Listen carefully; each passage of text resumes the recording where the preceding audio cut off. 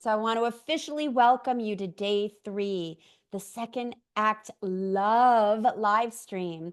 This is my total gift to you. Why is it my total gift to you? Because it's free and it's filled with amazing content, amazing golden nuggets from all these unbelievably off the charts people, experts in love and dating and relationships and spirituality, health and wellness, you name it, it's here. If you are just joining us in day 3, cool. You have some catching up to do, and it's all going to be on YouTube, and you're going to be able to watch the ones that you want to watch, because maybe not every expert is your jam. Maybe you want to know how to have better dating success, and you might want to tap into some of the dating experts. Maybe you want to learn how to take better care of yourself and have more self-love and a deeper relationship with yourself, which, as you're going to hear over and over and over, that is the biggest key to fulfillment and joy and expansion and ecstasy in the second act of your life. Whether you have a partner or not, it starts with you. Maybe you want to deepen the relationships that you have. We have relationship experts. We have shamans. And the first person, let me just pull my notes up here. The first person that's here is Shakti Patazi, and she's a galactic shaman. Galactic shaman. What the heck? What does that sound like? Sounds like she knows a lot. And trust me when I say she does. She is so tapped in, wired in, and knows what all of this is, what all of this is. So some of you might be going, whoa, galactic shaman, that might be a little out there and woo woo. Maybe it is. I encourage you to lean in. And then we have some really other amazing guests after that. We have Kasha, who's a leadership and empowerment coach, and we're going to be really diving in with her. We have Dr. Sarah Salzman coming at 2:55, who's a couples psychologist, and she helps people have really deep, authentic, healthy relationships. So we're going to be talking with her. She knows a lot about communication. And so whether you're in a relationship or not, whether you're looking for a relationship or not, whether you're looking to make 2025 your year of health, abundance, vitality, whatever it is that you're desiring in reference to having a full life, we have experts that are going to tap into all of those aspects, including sacred sexuality.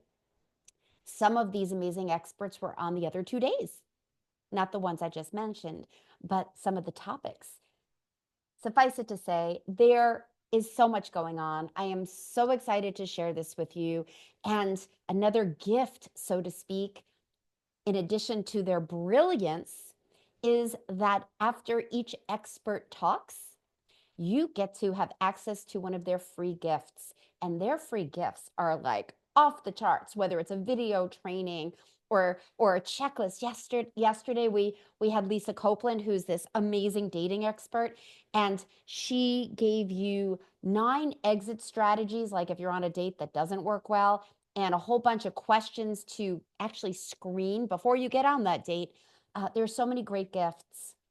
And just to let you know, if you haven't participated or signed up for the Magnetize Your Midlife Love giveaway, that's still going on for another week and a half. And if you could put that in the chat for us, MJ, this is an event where I have over 30 amazing experts that are just giving away some of their hottest strategies and courses and videos, ebooks, you name it. So you're totally going to want to go there, because you could click on that and grab the link right now. And in fact, you can just go there right now and click on it and sign up. And then after the live stream, you could just go right into your email and just go, yes, I want this gift and this gift and this gift. So what is this all about? And this, as I said, this is an opening ceremony. And ceremony is about celebration. And I just invite you to just drop into your heart right now and celebrate. Celebrate this moment. Even if it's not what you ideally want, even if you're feeling a little clunky and out of sorts, I invite you to take a breath into your heart right now and remember that life is meant to be lived, even if out loud, fully, and with joy, even if you're feeling a little clunky right now. I offer to you that even if things are heavy and challenging, and we all have those aspects in our life coming and going, we can still tap into this moment and the blessings of what we have right here, right now. For those of you that don't know me, I am Junie Moon. I am God. I keep changing my title, but ultimately, I am a trained, certified shadow work facilitator and coach. And the other titles I have is inner critic tamer, and the other ones are relationship and love expert, as well as a dating expert. Put that all together, and truly, what I offer to you is are tools, powerful tools to take this next life chapter and stoke it, fire it up so that you can have your confidence and your clarity and your full heart and body in this next chapter, owning and loving every aspect, loving yourself so deeply. Because at the end of the day, if you don't love yourself, it's an inside journey, guys. It's an inside out journey. If you're focusing on the outside to have love, you're swimming upstream. When you can live from this place authentically, loving yourself without apology, like my book says, loving the whole package. When you can love all aspects of yourself, even if there's challenges. When you can be in the center of the eye of the storm, even when your circumstances are a little challenging or a lot challenging. Because let's be real, ladies, this stage of life can be challenging. Elderly parents, friends, and beloveds dying, people in fires, losing everything. I mean, there's a lot we could focus on and go, wow, this is horrible. This is painful. And we can drink that Kool-Aid of ouch, or we can maintain our center and feel the gratitude and the blessings of everything that's in your life, including the ability to be here learning and leaning into what's possible while having an open, compassionate heart. You could do both. And that's what I support you in. And that's why I do this event. That's why I have my year-long program, Midlife Love Unleashed. That's why I have my private coaching clients, is to help women really know in their bones that they can create the life of their dreams and specifically have the love that they desire. I have the most amazing partner. I have found my soulmate, and I couldn't have done that years ago if I didn't know what I know now.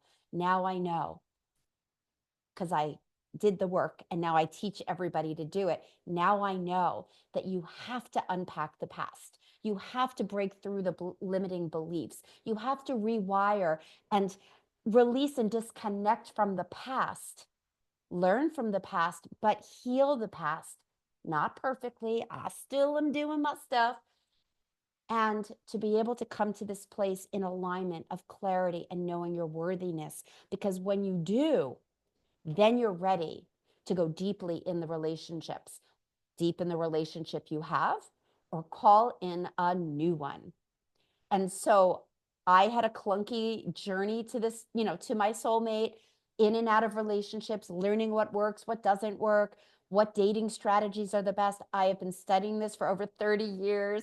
I have been empowering women for 30 years. And now I help women with all the pieces to truly claim this stage of life on your terms with ease and grace and joy. You do not have to have a partner to have the extraordinary. With that said, holy friggin' shit. Having a partner that aligns with you, that has your back, that totally gets you. Every day I shake my head and I'm like, wow. And it's not only just me using my own tools and system for magnetizing my soulmate. I have so many clients that have done the same because they did the work. They emptied out and then they followed my dating strategies. And now they are in soulmate, next level love relationships. So even if there's most of you in your head going, yeah, I don't think that's possible for me, or I'm too old, or gosh, I better lose 10, 20, 50 pounds. Then I might be lovable. Rah. I invite you to lean in that you don't have to be perfect to be lovable. Trust me when I say that that's something I used to think. I am not a small person. I am a loosey goosey, curvy girl with an uber fit guy that has not even an ounce of fat on his friggin' body. And it's hot, really hot. And I used to be intimidated by that. Like, how is he going to love me? How is he going to love me with my curves? Well, that's something I needed to work on and heal so that I can feel like the empowered, beautiful goddess that I am. If I can do it, you can do it. If I can heal that fear of being lovable and good enough, you can do it too. Trust me, I used to walk on eggshells with knots in my stomach thinking, oh, I'm not good enough. If people really knew, if I really let somebody in, if I opened up my heart, it's going to be a nightmare. And that was the first part of my life. And then I found out how to do life differently. I've cracked the code to having next level love, and I teach my clients to do that. And I have brought amazing experts for you today, as well as the last 2 days, to support you in this journey of next level love with or without a partner. Because at the end of the day, how are you being? How are you being? How you are being and what is going on inside of you will be reflected on the outside. So I invite you to grab a notebook. I invite you to take a breath into what is possible here. I invite you to lean in, even when you're kind of going, oh, this is BS. Belief systems, BS. If you start to notice you're like, oh, this is a cracker, take a breath and ask and be curious. Just be curious. Just kind of be like, I'm not so sure about this. This may not be my thing, but maybe there's something here to learn. And frankly, if you feel full resistance to something and you feel energetically it's not your thing, then look at the lineup and come back. Come back and grab another segment. We have so many wonderful experts today, including my dear friend who's smiling away, ready to come on the stage with me. We've got Shakti in the house. Shakti in the house. Hello, hello. It's so good to be here, Junie. I'm listening to what you're saying, and I'm actually very emotional right now because you touched my own journey of that. Such a big thing to love ourselves the way we are. And I too found my beautiful beloved and soulmate. I And know you the have. irony is that through that love, I actually ended up healing also my body. It's so interesting. Wow. Wow. You Oh, touched so I love deeply. you, honey. I love your tears. I love your authenticity. I love you. I'm looking down at my phone for a second because I just want to make sure you get every minute of your amazing presentation. Okay. So I'm going to give a lovely, amazing introduction to this heartfelt, beautiful, vulnerable, spiritual goddess because she is another one of my speed dial friends. I've had a few of you on. I have so many amazing colleagues and amazing experts that are showing up here. And then there are some that not only did I followed her before I even got to meet her. I followed her for years, going, this woman has it going on. And I was watching her. This was years ago, like, I don't know, like 8 years ago. I'm like, Oh, at how, least. at Yeah. least. And I'm like, how is she doing this? And oh my God, I love how authentic she is and how much wisdom she has. And the next thing I know, we're in the same mentorship. We had the same mentor, and we just went full speed ahead with you, sister. And I'm so grateful to have you as my friend. Yeah, So same grateful. here. All right, Yeah. enough of us and our journey, but I just want to say this woman has the chops. Let me tell you about my dear friend Shakti Patazi, who is a galactic shaman. Every time I say that, it's like, she's a spiritual teacher. She's a modern day medicine woman.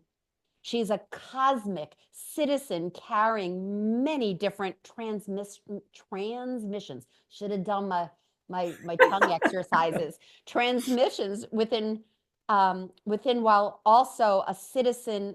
Sorry, I'm not within. Maybe it's a typo.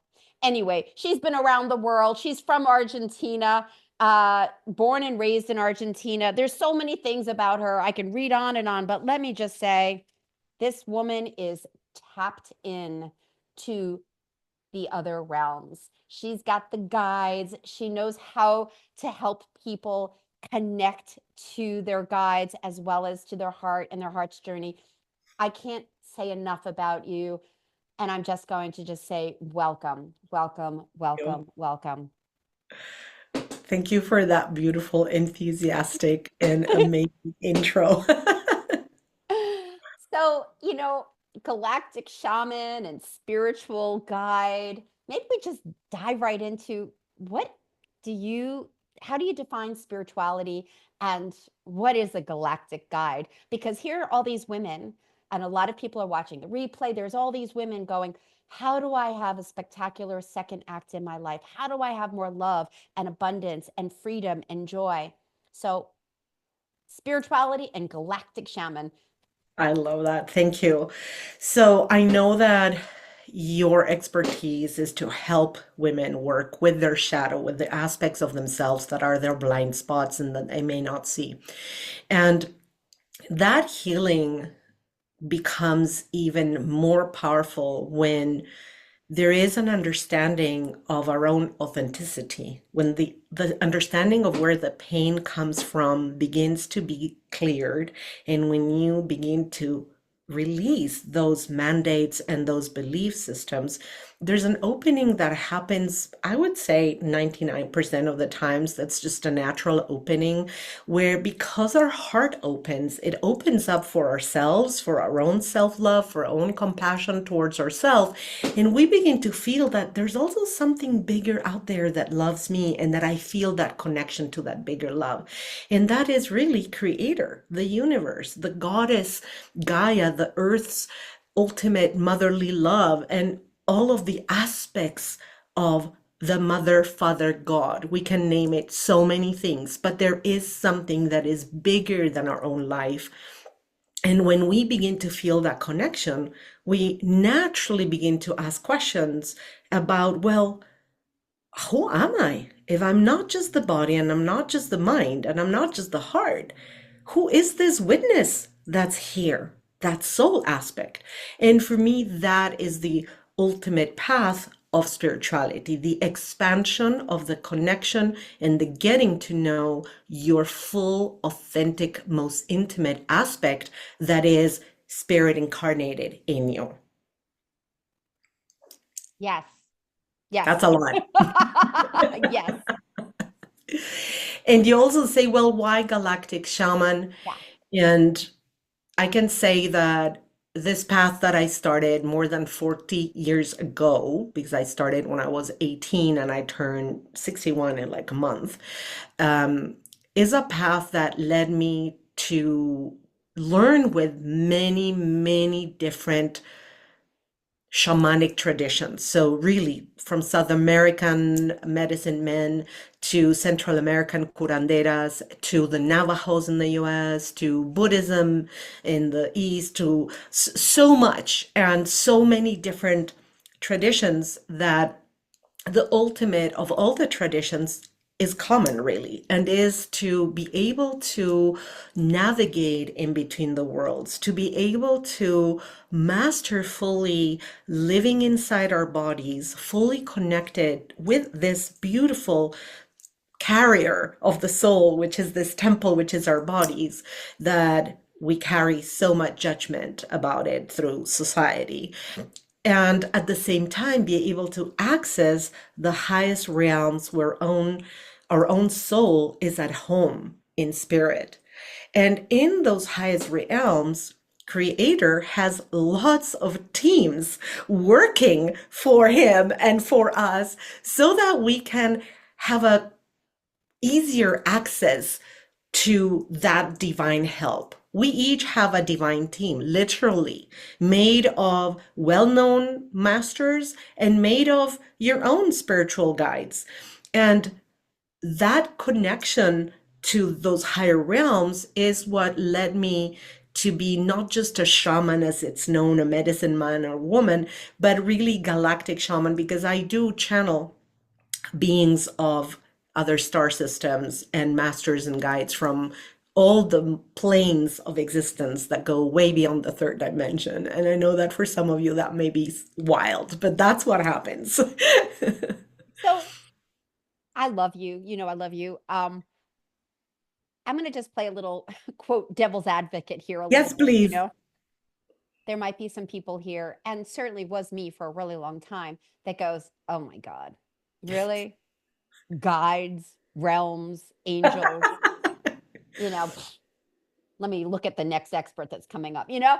So what can you offer to the woman here that might be a little hesitant or go, wow, she's like really out there, that can maybe like a step or two to lean into tapping in or even starting to experience their awakening? And how might that even look? How do they even know Yes. that they're tapping in Yes. and what That's is it. even awakening?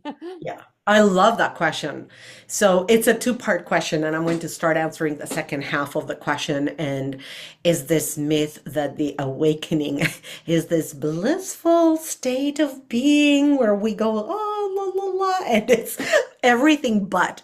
Awakening is so messy. And the more you begin to connect with that higher aspect of yourself, with that soulful aspect of you, the more you realize how the path is like this up and down and in between and everywhere and emotional and roller coaster of emotions and blissful at times and freaking scary at other times, and how life really invites you to lean into the uncomfortable, to lean beyond the comfortable zones, the zones of comfort, to lean into the uncertainty of trust and surrender where life is guiding you. And in regards to love, which is what we're talking here, and finding that second act or third, in my case, it's my third act. Um, it's about really knowing and trusting that your king is out there, and that the more you connect with your true voice, your true authentic colors, your true authentic frequency, the more you're going to attract that perfect partner. Man, woman, it doesn't have to be from the other sex, whatever your beautiful expression of love is, but that other half of you, which by the way is not a half, is a full. You need to be full so the other fullness can come forth and you can both co-create in beauty and grow together. And in the first part of your question, what can I offer? Well, what's interesting is that in my journey, because I've been in it for 40 years, yes, I do channel beings of other realms, and I can channel your guides, and I can go as far as you want me to go. But the first step truly is where I help you understand what is that witness that I was saying, that is not your mind, is not your body, and is not your heart. And yet you know it's there because sometimes you can feel it, that it's there, even if you're not a meditator. And that is really your authentic of authentic voices, and how to begin trusting that voice and begin understanding the difference between the mind and that witness, because the mind is tricky, because it's amazing. It's an amazing logical tool to live in the three-dimensional world, where it helps us understand black and white and where is the middle and how do I make a decision, and all the rational thoughts of logic. It's an amazing tool, but sometimes the mind takes over and drives us crazy and keeps us in cycle and loops of pain and hurt. But when we can go beyond the mind and begin to discern that, oh, this is the higher self, this is the most enlightened part of me, this is the most loving part of me. And oh, I can actually work with my mind. And where's the difference between the two voices? That is such a powerful path. And that is the beginning of the path. And honestly, the path is about learning more and more how to tap into that witness voice. easily, faster, trusting what that voice is. So good. And I also love that you mentioned you don't have to be a meditator to tap in. I know for me, that has been my doorway to the spiritual world when I'm able to quiet that thinking Yeah, brain and yeah, just feel the oneness and connection and see the magic and synchronicities that happen. It has been my like, wow. mine too. Yeah. Is there one last tip that you can offer for the woman here that's going, I really want to find my soulmate when it comes to working with the spiritual path? Yeah, absolutely. I was just thinking of that, and I love what you just said. So, yeah, meditation, of course, is one way, and there's many ways to access that state of being. And one is really going out in nature. Nature carries codes of upgrades that just by being and spending time in nature, we access that state of being if we really don't put headphones on. Like, go out in nature and listen to nature. Don't numb yourself, closing yourself up with headphones, right? Like, go to nature, walk barefoot, connect. And that leads also to another aspect, which is that when we have been in pain and prior to the shadow work that you help them with and heal, it is very, very often through our traumas, through our shocking experiences growing up, that we struggle being in touch with our bodies. And we do something that's called we sublimate. We go out of the body literally and we live from here up. We believe that the heart, the mind, the thought, all of this is very cool, but tuning into the body is not cool. While the truth is that unless you're fully connected with the body, you cannot really experience beautiful love because the body is the one that's meant to feel and sense and touch and smell and receive hugs and give hugs. And it's very painful when you are not connected to the body. And the irony is that the awakening path helps you in coming in touch with the body because you start with that higher escapade of, oh, I'm sublimating and I'm all spiritual. But actually, you need to learn how to be fully embodied and go up and go down. So that's for me, I think, the biggest nugget to understand. Thank you. And that's so important. It's one of my, I don't want to say pet peeves, but it is a pet peeve of mine, where in our culture and many cultures that we think. We read our books, we do our workshops, and we do our therapy, and all of those things are amazing. We Right. get a lot of information. We understand, oh, my mother was this, my father was this. No wonder I'm like this. Okay, now I understand my patterns. But that's just the tip of the iceberg. And that's the shadow work for me, shining a light on what else is there and dropping them into their experience, their Yeah. body. And then the spiritual part of opening, clearing out and opening to all of this.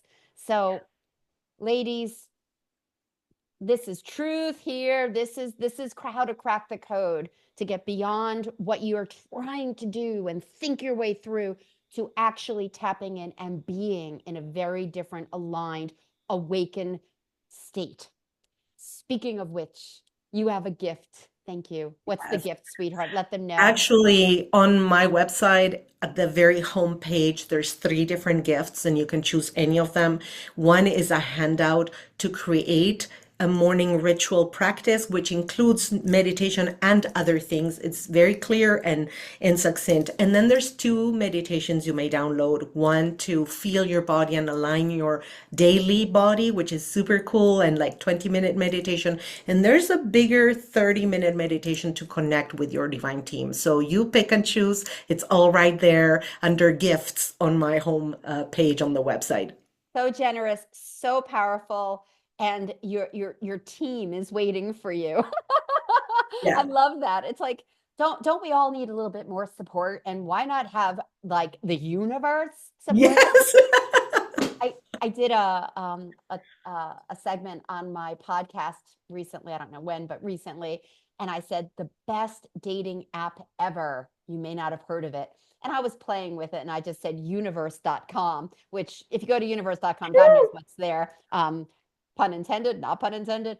With that said, when you align and have the universe working with you and your spiritual guides or whatever you want to call it, when you're aligned and truly in that place of ah, and you're loving yourself as a whole being, like she said, magic, magic, magic, magic. And trusting, right? Because universe.com knows so many more things that your mind can't even imagine that are possible for you. So you trust and surrender and give up a little bit of that control and allow the universe to create that magic for you and bring you those people that in ways you wouldn't imagine.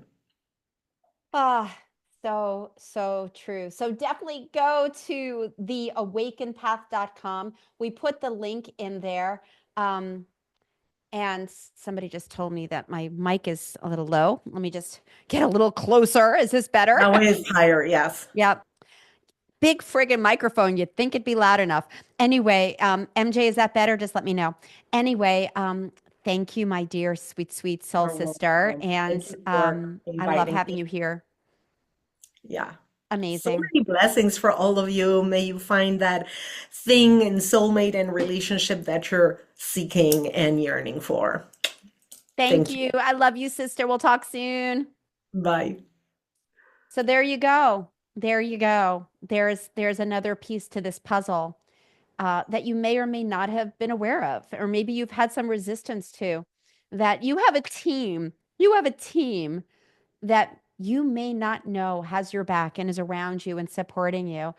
And even if here, I'm going to just throw like a little something else in here. Even if you don't believe it, even if you don't like grok what she just said, I invite you to find that stillness inside of you.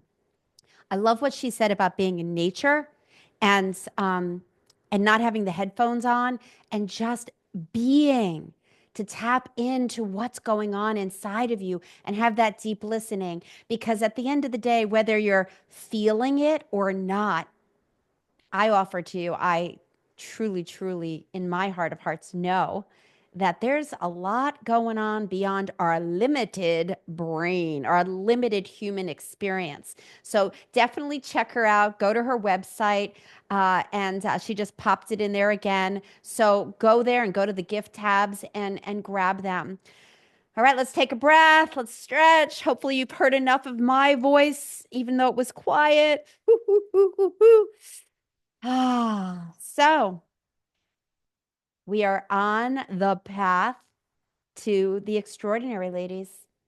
And each person here today is going to offer you a tool. And we have Kasha in the house. Let's bring Kasha up to the stage. Kasha is a leadership and empowerment coach for women. And there she is. Hello, gorgeous. Hello, can you hear me okay? I can. And I, Oh, I love the blue. Oh my God, you're like popping. I'm I'm like from the beach. I'm like, I get to do my live stream now. Off from the beach. I love that. I Yeah. love that. I'll be headed to the beach on Monday. Oh my God, it Oh can't come yeah. soon enough. Where are you on the beach? Like like Puerto Vallarta in Mexico. nice. I'm gonna be on Yeah, the other yeah. end. I'm going to Baja on Monday. Nice, very nice. Yeah. It's a While nice everybody's nice change of scenery from the snow oh yeah, for oh me. yeah. And while everybody's going, well, good for you, ladies. Let's let's Yeah. let's get you all toasty in here because let's light some fire in your heart and your spirit. And let me tell you a little bit about Kasha. I'm saying your name right, right? Kasha? Yes, yeah, yeah, Yeah, yes, you are. we just met recently, and I just love what she's up to in the world. And I was so glad that she raised her hand to say, yes, I will be part of the midlife giveaway as well as being an expert. So let me let them know a little bit about you. Leadership and empowerment coach, like I said, helps motivated, driven women to reconnect with their vision. I just want to stop there and say, so important, because so many women in the second half of life kind of get the kids out of the house, or they're finished with their career, or they're just kind of gliding through their career, and then they're like, where am I and what's next for me? So helping Yeah. them reconnect with their vision and their purpose and their passion in life keeps you juiced, ladies.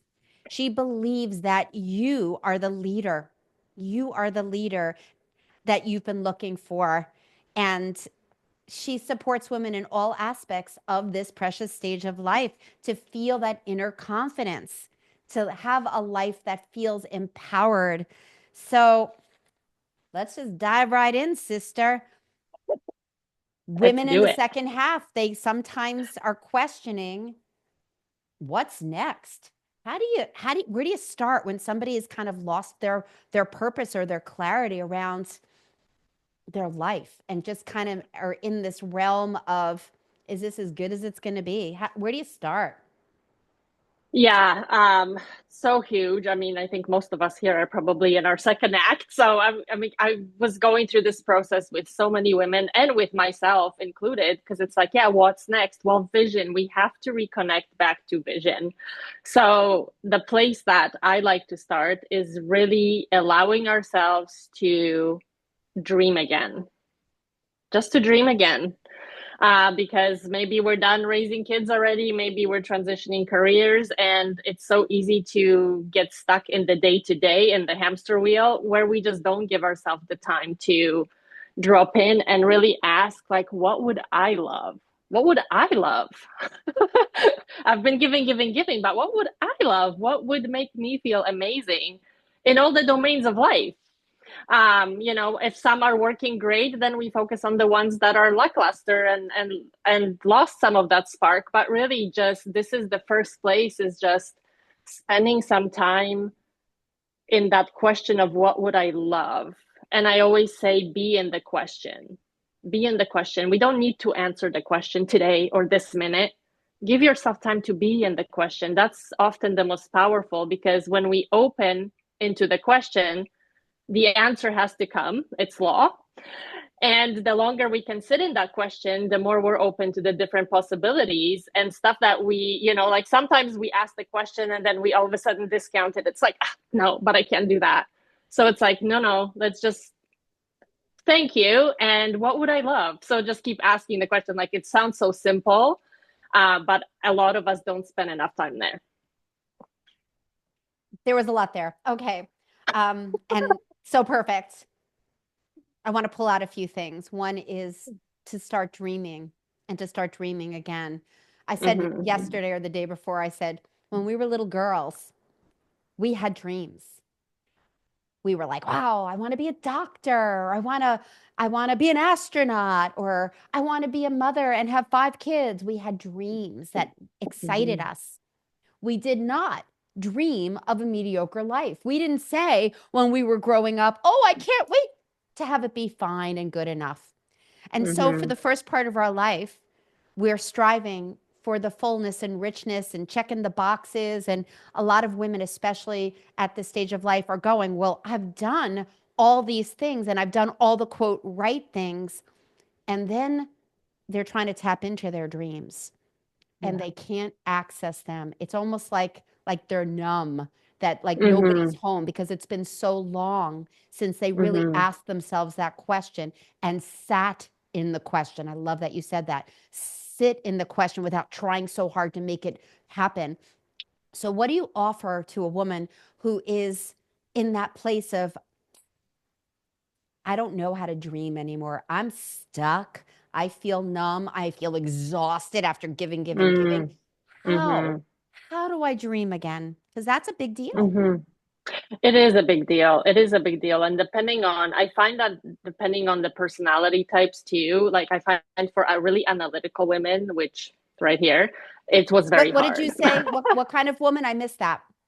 Analytical. So Analytical. those of us Yes, who are yes. very analytical, I find that we have a harder time with this. Yeah, yeah. Those of us who are a little bit more outgoing and easygoing and don't need to plan the easier time with that. Maybe, So maybe it's not, because I'm yeah. definitely one of those extroverts that thinks a lot. Anyway, You're continue on tapped here. into both. Yeah. Yeah. So yeah, I think that it's really just like what you said when we were little girls. I like to take my clients there. It's like, what did you love when you were a little girl? What did you love to like? How did you spend your time? What did you love to do? What brought you joy? Like, what lit you up? Because I guarantee you, nine times out of 10, it's still the same thing that will bring you joy today. So that's a really, really great place to start, is to reconnect with what lit you up and just start doing little bits of that. And that will create an opening to be able to look at, you'll see things differently, number one, because when we're in the energy of play and joy and excitement, we see things differently than when in the doing, checking, right? So yeah, so I would say really just connect to, because we want to start small. We don't want to overwhelm. If we're already exhausted and burnt out and all those things, let's find some joy. So what was one of those things that you absolutely loved that just lit you up, and just do it. Just do it and see how it feels. It'll create an opening for sure. Beautiful. Yeah. Look through the archives of your brain of all the moments that brought you the most joy throughout your whole life. There are clues, some huge Mm-hmm. clues as to what you Mm-hmm. really love. And maybe it's changed form in some way, and maybe, what you did as a child might shift a little bit as an adult, but there are clues that have been laid down. There's something else that you said that I'd like for you to expand on, which is Sure.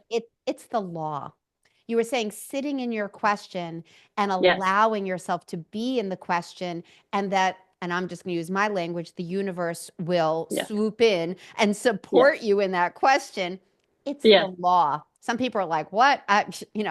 What kind of law is that? Can you share a little bit about that? Yeah. So it's one of the laws of the universe. When we ask the question, we have to receive an answer. That's just how it is. If you ask the question, you will receive an answer. It's just whether or not we're open and paying attention. So I love what your previous guest was saying towards the end, when she was saying being connecting without our earbuds in and actually being open to receive the answer, because the answer will always show itself. It's whether or not we're ready to hear it or we're paying attention. Yeah. So the question, because I know what we think, how we think in the positive or the negative will show up in different ways Mm-hmm. with how we Mm-hmm. present the inquiry. So can you Mm-hmm. talk about the question and how to work with it so that Mm-hmm. the magic does unfold? Yeah, a really great question, Junie, because yes, it's the power of the question too. The better questions equal better quality of life, right? We've heard that before. So when you're asking the question, I always like to tap into how am I feeling when I'm asking the question? And I'm asking it from desperation, or am I asking it from curiosity, or am I asking it from love? I love curiosity the most. I find that it brings the most possibilities, and sometimes the answers that I hear for me are crazy. But it's amazing how in this craziness, all of a sudden, you just kind of have an aha moment, and you go, "Oh my God, yeah, there it is." So it's more of the, when you're asking the question, set an intention for the question, and then get yourself in an energetic alignment. Again, if joy is not easy to tap into, love is not easy to tap into, I think most of us can access curiosity fairly easily. So that's a great place to start. So let's get even more specific, because let's these questions are so important. So I'm going to Yes, give you a couple of examples, and yeah, then you can give your wisdom around what's a sure. better question. Because when I was growing up, I discovered the I Ching, which you would ask a question and it would give us a lot of information. That's a Chinese Mm, oracle. And mm-hmm, the first thing I learned was you don't ask a yes or no question. Why don't I have my partner? So I'll just say we want to have an inquiry that like opens us up and leads us. mm-hmm, So mm-hmm. what's the difference between how can I find my soulmate and what's wrong with me that I don't have my soulmate? Those are two different questions. Very different question. And yet, very two different energetics as well. So if Yes, somebody's yes, really looking to have that next level love and they're in yeah. that place of deflation of what's wrong with me versus Mm-hmm, how can it be different? Can you share mm-hmm. why those two would be completely different experience? Yeah. So let me start with the second one, because that one's heavy. Like that one's such a such a not a nice question to ask. I can And just yet a put it lot that. of people But sit a lot there. of, Yeah, yes, I mean, yes, it's we do like think. beat Yeah, us up, beat ourselves up and yeah, just go, what's wrong yeah, with me? And no yeah, one's going to want me. How is this, yeah, so yeah. yeah. So if that question comes up for you, I would just turn it around and just ask, what if there is nothing wrong with me? What if there is nothing wrong with me? And sit with that. And sit with that.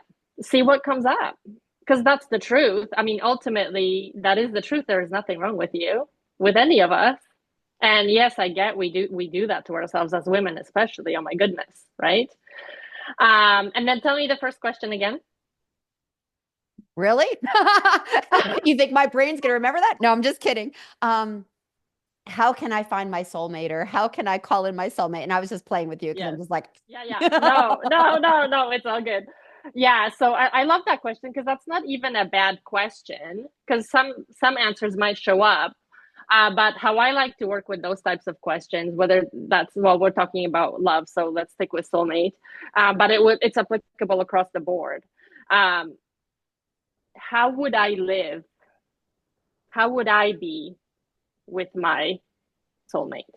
Who would I mm, be? And tap into those feelings because that's what will draw that person in anyway, right? exactly. So really that's a much more powerful question because again, then it's the power, and like I talk about us being in our power.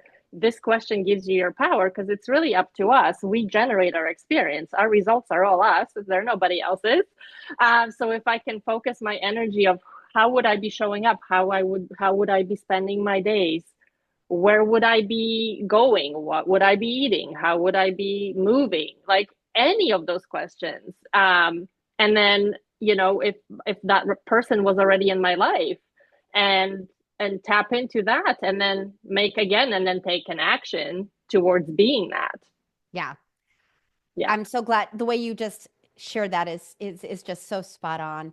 And it just, I want to just keep reinforcing, because I've been saying this for the last few days, how Mm, we are being, how we are feeling, the universe will match. How yes. we are experiencing and visioning and allowing Yes. will set you up for outside results. And Yes. it's the challenge of, I got to figure this out. I got to do this right. I got to get on the right Mm-hmm. app, or, where is my person, or all that doing versus Yes. really, I love the dropping into the question that lets you open to Mm-hmm. the energy of being as if you have it now. And Yeah. that's when the magic shows up. Yeah. Yeah. Yeah. I was recently reading a book. It was about attracting money, but it's like he was talking about the feeling, and he says, imagine when we're in the doing. He used the analogy of you're standing in a field of flowers and they're all around you and they're already there, but you're still trying to get. So put yourself in that field of flowers and just know that it's already here. They're already here. And I don't know, I even put flowers all over my screensaver. I'm just like, it was a really good way of just, so now every time my mind wanders, I'm like, I'm in a field of flowers. They're already here. So, I Love mean, it. find what works for you, right? Like we all have to find these little bits that will Yeah. help us along. Yeah. And remember, ladies, just dip your toes, start somewhere, even, Mm-hmm. even if it's just sitting for 3 minutes and just putting your Yeah. hands on your heart and connecting to your desires. Oh, that you just shared so much. And what a perfect blend of what Shakti was just sharing and now what you're sharing. It's the perfect marriage, so to speak, of really tapping in and co-creating with the Mm-hmm. powers around us. And again, it Yeah. starts with what's going on inside of us. So you have a gift. You're part of this panel, as well as the Magnetize Your Midlife Love giveaway. What is your gift today? Yes. So the gift is a guide for you to unleash your inner power in 24 hours or less. So I walk you through a 4-step process for you to be able to be in your power. Because again, um, when you're asking question from a place of feeling empowered, from a place of I'm responsible for the creation of my results, that's when things really start to shift. So if you take it on, you will have a very, very different perspective. You see where your gaps are, you see how you may have been showing up and where you get to show up differently, and it will support you on your journey forward, and hopefully to bringing to you your soulmate, your next level love, and all the beautiful things that you desire. Wow, so good. What a wonderful gift. Definitely get it. We just put it in the chat box, so just click that link to grab it. Kasia, you are a rock star. I love your message and the work that you're doing. Thank you for being with us Thank today, you. because these women are ready to go, and these are the Awesome. tools that will support them. So thank you so much. Thank you, Junie. It was such a pleasure. So great to see you again. Yes, good to see Thank you you. too, honey. Be well. Enjoy the beach. Thank you. Okay, I'm kind of having a great time. How about you, ladies? Nothing like bringing in a little spirit and purpose and the good questions that we need to have to really experience and create the life that we desire. I mean, the second act of your life, we know, is different than the first. Let's just call it what it is. It's like we have birthed the babies, or we've decided to go without children for some reason. We've gone through certain kinds of education and gotten our degrees, or started our own company in our teens. We have been married, divorced. We have lived. We've lived a full life. And now we're in this place where, again, straight out, there's less ahead of us than what's behind us. It is just reality. Unless you're planning on living to 120, and I might go there, right, Shakti? Right? Where we're like, yeah, why not? We're doing the biohacking. We're doing the best we can. Aw, thanks, Christine. So at the end of the day, we don't know what our future holds. As I shared a couple of days ago, one of my dearest friends died a few weeks ago.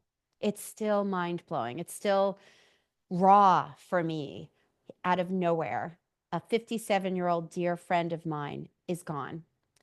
And it's not like I didn't know that people can die. I've had so much loss in my life. It's something that's been with me, in front of me, since I was a little kid, because my dad died when I was 14.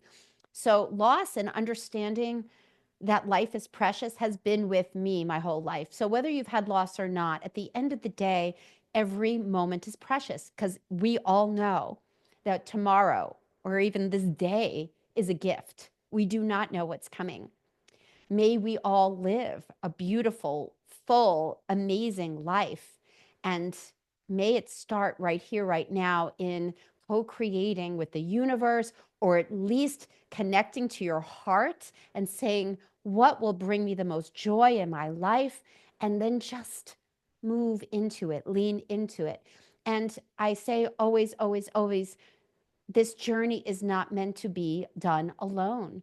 I did not get here with a amazing soulmate in a normal sized body with this passion and love of life without mentors, without people having my back and guiding me. Like Shakti, like I said, she's on my speed dial.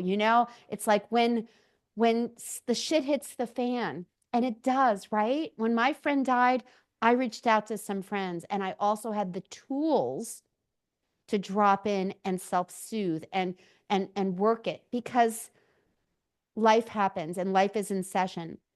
So these experts here today, including myself, because I'm going to do a segment later on self-love in action. What does that mean? How do you have that deep connection to your heart and make the life that you desire? We have an opportunity here to plant those seeds in your beautiful life garden and water them from this moment on. So every day you know that it's precious and you embrace it to the best of your ability.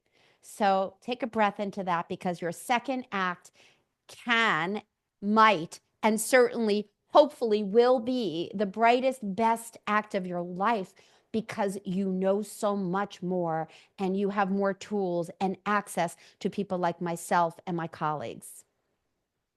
So take a breath into that, and let me now bring on to the stage another one of my speed dial friends. Dr. Sarah Salzman's in the house.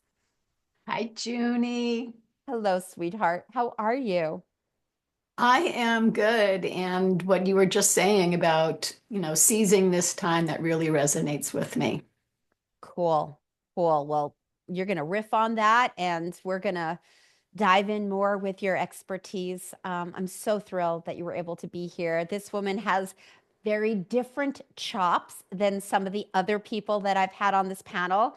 She is amazing. Let me tell you a little bit about my sweet friend. So, PhD, leading couples psychologist, is the founder and CEO of the Couples Communication Institute, which is dedicated to helping couples achieve lasting closeness and intimacy through effective communication.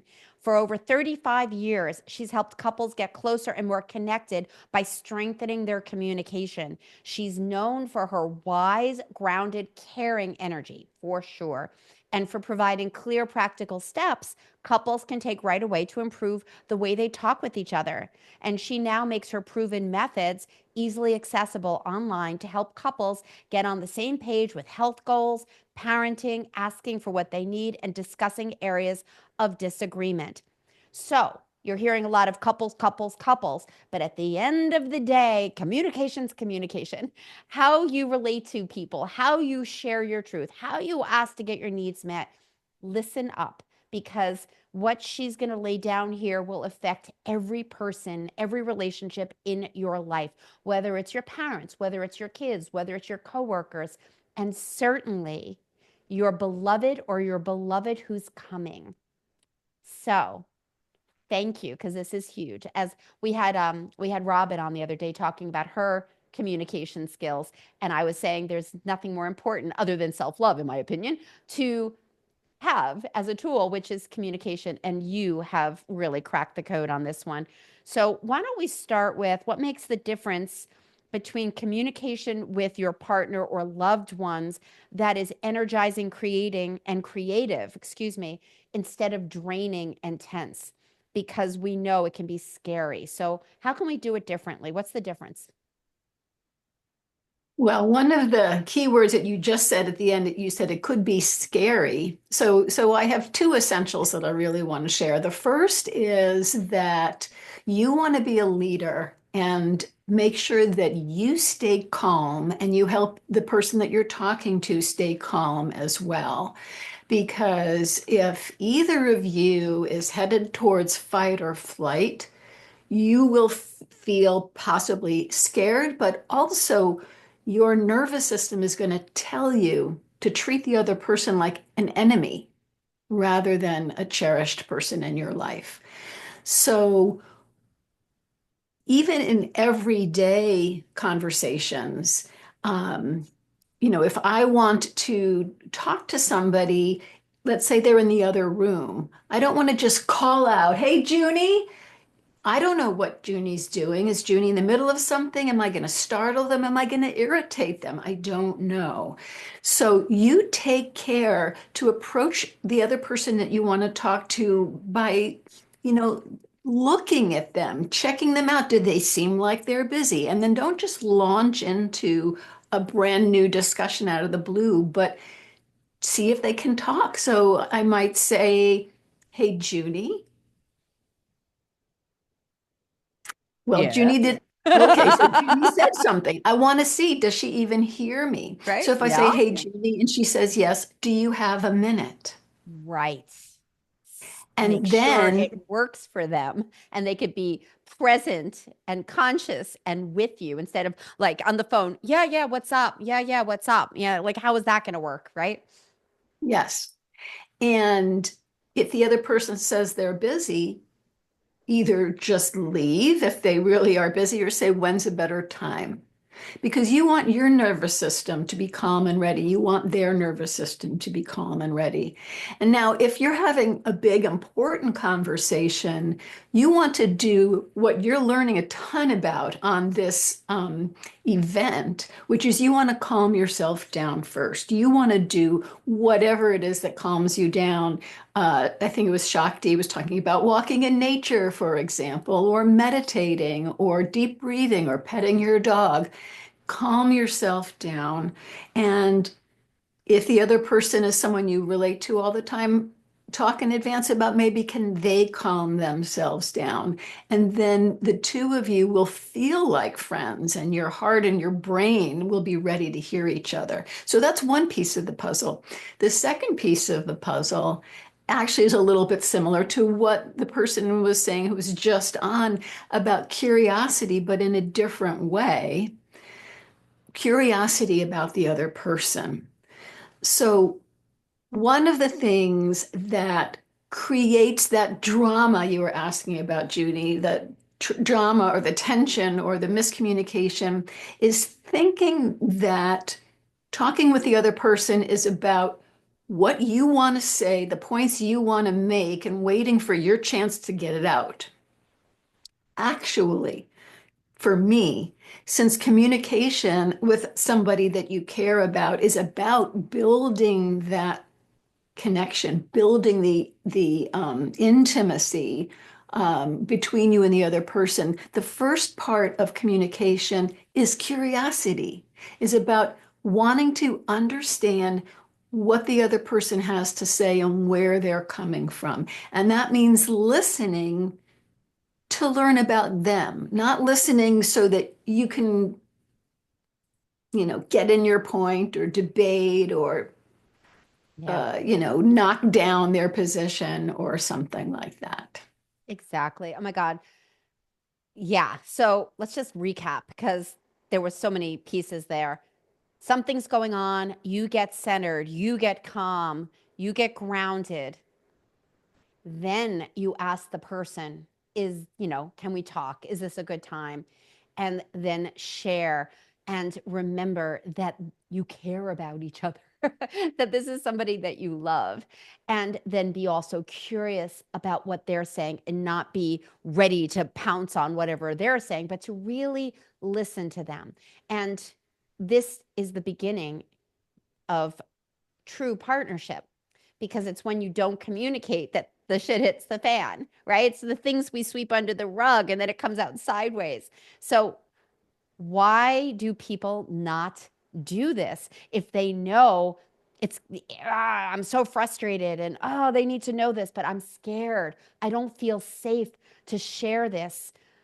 We know that it's gonna come out in some way. How do you handle that? What do you do with somebody who's just so scared of rocking the boat? Why is it important to share? Well, again, I want to repeat the first point, which is if your nervous system is relaxed, you won't be as scared. And um, when people assume, one problem is the myth that if it was meant to be, it's meant to be, and everything will be great. That's just not true. We have work to do. And so if I'm going to be talking to another person, if I'm feeling scared, I need to say, oh, I have to take responsibility and be a leader and calm myself down. So if you allow yourself to just start talking when you're nervous, it's not going to go well. But it's in your hands to change that. Yeah. Um, and then when you have a person who you have an ongoing relationship with, whether it's a partner or a family member or friend, you can say, hey, can we talk about talking? So, Junie, you're asking, what if another person is scared to talk? Then I would say, hey, Junie, let's talk about how we as friends talk with each other. How can we together make it safer? What can we do together? And rather than here we are in the middle of talking about our next trip and what our agenda should be, if instead we talk about how we talk with each other. And I'm going to share my gift in a little while. You can offer this kind of gift or other information that I teach to another person. Say, hey, can you learn this too? So all of us have the tools to have a great conversation. So huge. Having the conversation before the conversation. That is so key to all relationships. you know, you don't want to talk about these strategies while you're in the heat of a challenge, but to, especially if you are nervous or it's a new muscle, to actually front load this and say, hey, you matter to me, let's talk about this. And so I love that. And one of the things, especially for women more than men, I see over and over, is getting their needs met. And if you can't communicate what you need, then you might be shit out of luck. And then you're going to be doing everything you can to fulfill it yourself, which is fine. But if you want it from your partner or you need support from your partner, communication's so key. So we want to front load on how to have these conversations. And then I'm curious from your perspective, how to address or how to ask for your needs to be met. How do you view that? Yes. Well, I want to go back to something you asked me before and I didn't address. You said when you're worried about rocking the boat. Yeah. And again, this would be another pre-conversation to say, hey, Junie, sometimes I'm worried about rocking the boat, but I want to talk to you about important things when we're getting along well. How about you? Do you want to do that too? Or how can we make that happen so we can talk together about important things when everything's fine without being afraid that's going to rock the boat? And so being able to ask for your needs to be met, you want to start with a series of kind of pre-conversation conversations. So I don't want the first thing, an important thing that I talk to somebody else about is getting a need met. I want to start with how do we talk with each other? Yeah. Um, and in my guide, I walk you through a process of how to ask for what you need. And in my course, I Mm. really go into it in a lot more depth. But basically, you're going to set up a conversation where you feel safe and the other person feels safe. That's so orange. um, Welcome, and Karen. um, And you're going to start with appreciation for the other person. So, for example, if last time I talked to you, Junie, you were really there for me, and I want you there for me again today, I might say, hey, Junie, remember last month when we were talking about opt-ins or whatever business thing we were talking about? You were so helpful to me, and that really made me feel close to you. I want to feel close to you. Again, I have something else I want to bring up with you. And by doing that, I mean, we can see the smile on Junie's face right now. You know, I'm sharing that I appreciate you. I'm connecting with you first. Then another part is getting very clear. This is really important, really important. Getting clear in your own mind first. What is the one request that you want to make? What is the one need that you want to have met? What is the one topic of conversation that you want to talk about? If you have a laundry list, the other person is going to start feeling attacked, probably. You know, there's that fight or flight thing. So you want to say one thing first, or just one topic of conversation. Um, and you want to talk about your need. You get to have needs. That's something I imagine you've been talking about all along in this event. You have needs and you get to ask for them to be met, Yeah. but you don't want to do it critically. So, you know, I don't want to say, hey, Junie, whenever we talk, you're always on your phone and you're never paying attention to Right. me. There's a And way to do this. There's a way to communicate. Exactly. That's why they have to get your gift. How you approach this person, there are tools, there are strategies yeah, versus you did this and I want you to do this differently. Like, good luck with that. They're going to be on their defense. They're not going to be happy with you, and you're not going to be able to get what you desire. Invite them in and have a conversation without throwing them under the bus. And that's a don't throw them skill. under the. And she knows how to do it. Sarah, you are the rock star of communication because this is a skill, ladies. This is a skill, and there are nuances to it. sorry I interrupted you, but it was just like, it's like how we speak to each other is going to kind of show how we're going to go. And one of the things I love about healthy communication, when you do it well, no matter what the conflict is, it can and very often brings you closer because you're sharing from your heart in a way that they can hear you. So what is the gift? Because I know they're going to want to get your gift.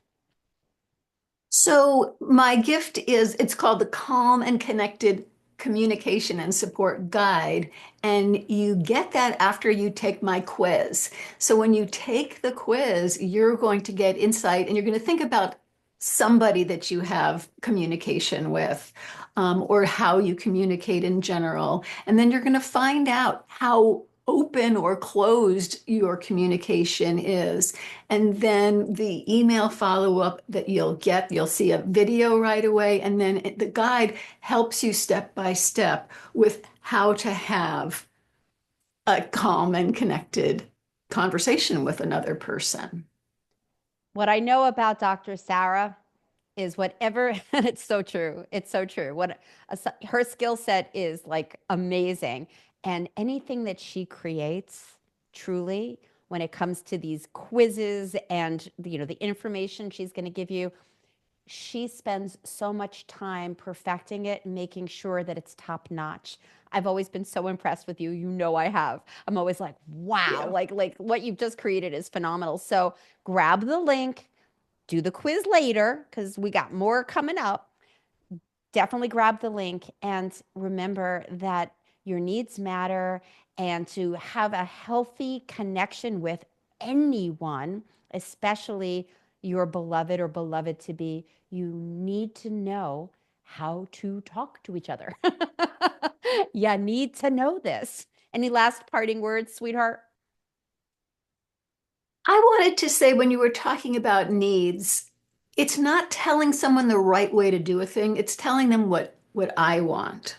So rather than you shouldn't leave your dish in the sink, the way I like it in my house is this way. Could you do that? It makes me feel more comfortable.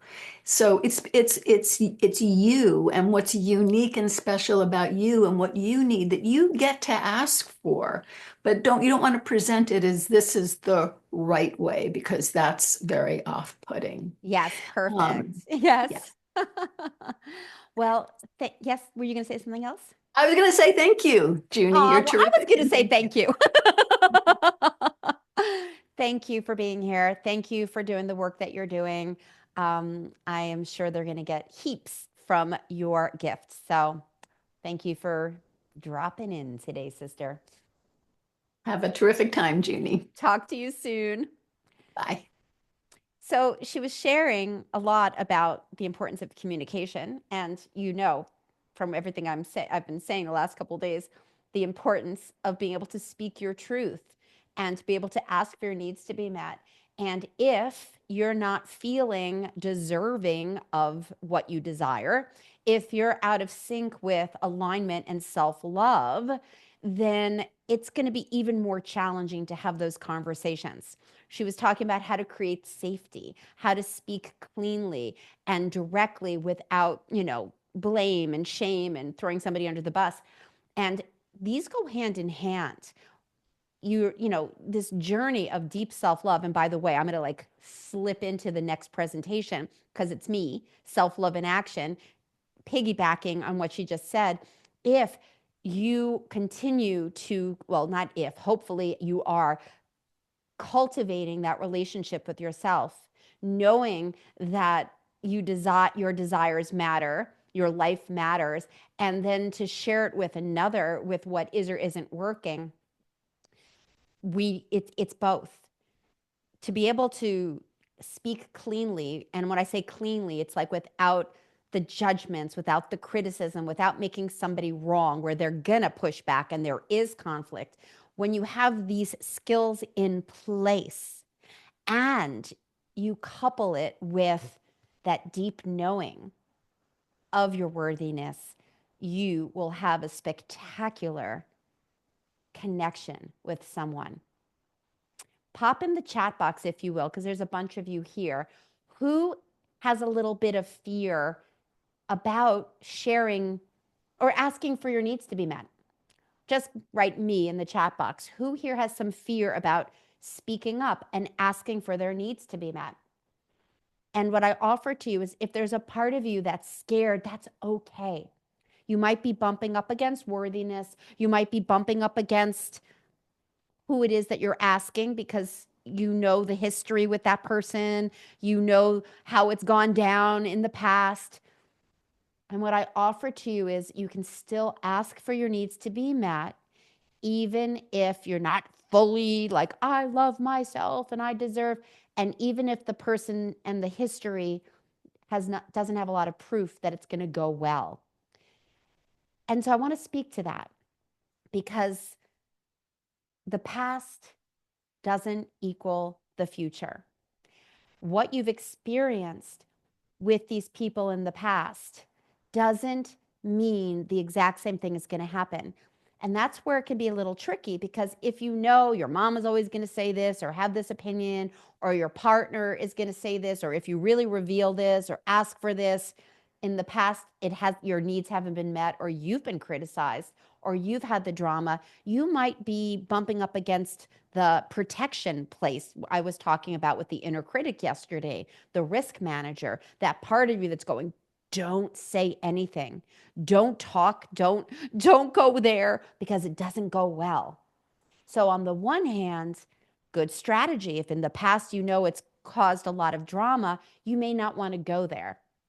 And yet, if you don't go there, you know the results. You know how it's going to play out, and that's not going to work for you. And so what is the piece that I continue to support you with? Self-love. Because here's the thing. Even if the past has shown you the scenario of, oh, he's going to say this, or he's not going to do this, or he's going to push against me in that way. And we're not talking about abusive stuff. I'm talking about just asking for someone to, like, maybe change the dishwashing thing or the toothbrush thing, or the whatever it is that you need to share with that person. That when you are in alignment, when you truly know you have your own back, and you can trust yourself that no matter what happens, you are fine. Maybe you'll be a little, shaken. Maybe it might be a little uncomfortable, maybe a lot uncomfortable. With that said, the more you are tuned in and connected to and have a deep relationship with yourself, the easier it is to say, hey, I have something I want to talk to you about. Is this a good time? So I'm going to shift gears and do a short presentation on self-love in action. And then at 3:30, we have Marla Mervis in the house coming to talk about body love. And I'll tell you more about her in a little bit, because dang, you're going to want to listen to that lady. Another dear friend of mine. I'm so excited. I have all my dear friends today. So what is self-love in action? I keep talking about self-love. You keep hearing it from everybody. You keep hearing how to take care of yourself, know your values, dream big, have a purpose. That sounds great, right? Sounds all great. But how do you do it? Right? How do you do it? Do you have the magic wand and suddenly you're just like, yay, I love myself? Well, this is what makes my work and my path different than many of the quote life coaches out there, or therapists, in that, or even spiritual people. And I'm not talking about anybody that's on this panel, because everybody pretty much in my world knows this piece. You can shout to the cows come home in that mirror, I love myself, I love myself. But it's the tip of the iceberg. If underneath the water, and this is true, neuroscience proves it all the time, and this is nitty-gritty programming. If inside your operating system, in the body where you're holding all this information, in your experiences and everything your brain has recorded, if You have taken on beliefs about yourself that you're not deserving of love, or something's wrong with you, or you're a bad person, then it's going to be very challenging to truly believe that your needs matter, that your passion is worthy, that you're worthy of starting over or opening up your heart or being loved. I've been sharing this for the last couple of days. And so we need to unpack, and this is where I'm a little different, or a lot different than many of the people out there. You can write all the things and read the books and take the workshops, but at the end of the day, there's something to be said about shining a light on the operating system, and those are where your blind spots are. That's where the programming is, and we need to unplug it so that you can feel better about yourself, so that you can love yourself in a deep way. And that's where self-love in action comes in. So I was talking to a dear friend of mine many months ago, and it just came out. She just said self-love in action. And I was like, oh, that's so good. I'm gonna keep rocking on that one, because self-love can be going to bed at a good time, taking care of our nutrition and exercise, reading a good book, uh, all the things that you can think of that you consider loving yourself and taking care of yourself.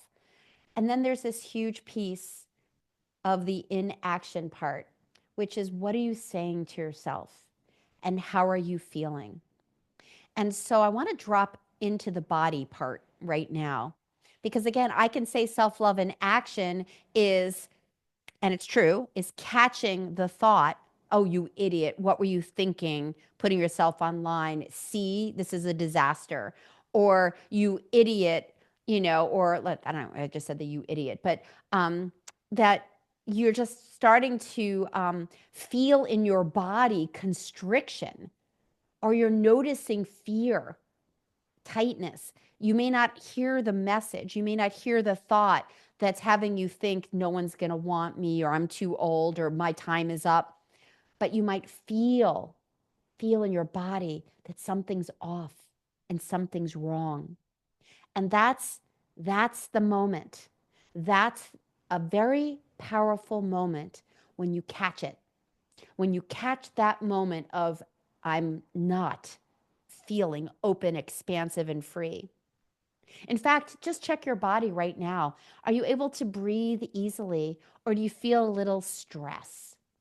Are you able to relax and enjoy this, or is your mind going, I have to do this, well, I'll squeeze this in?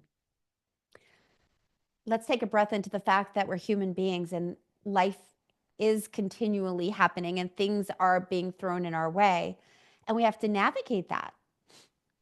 And so what do we do when we feel constricted?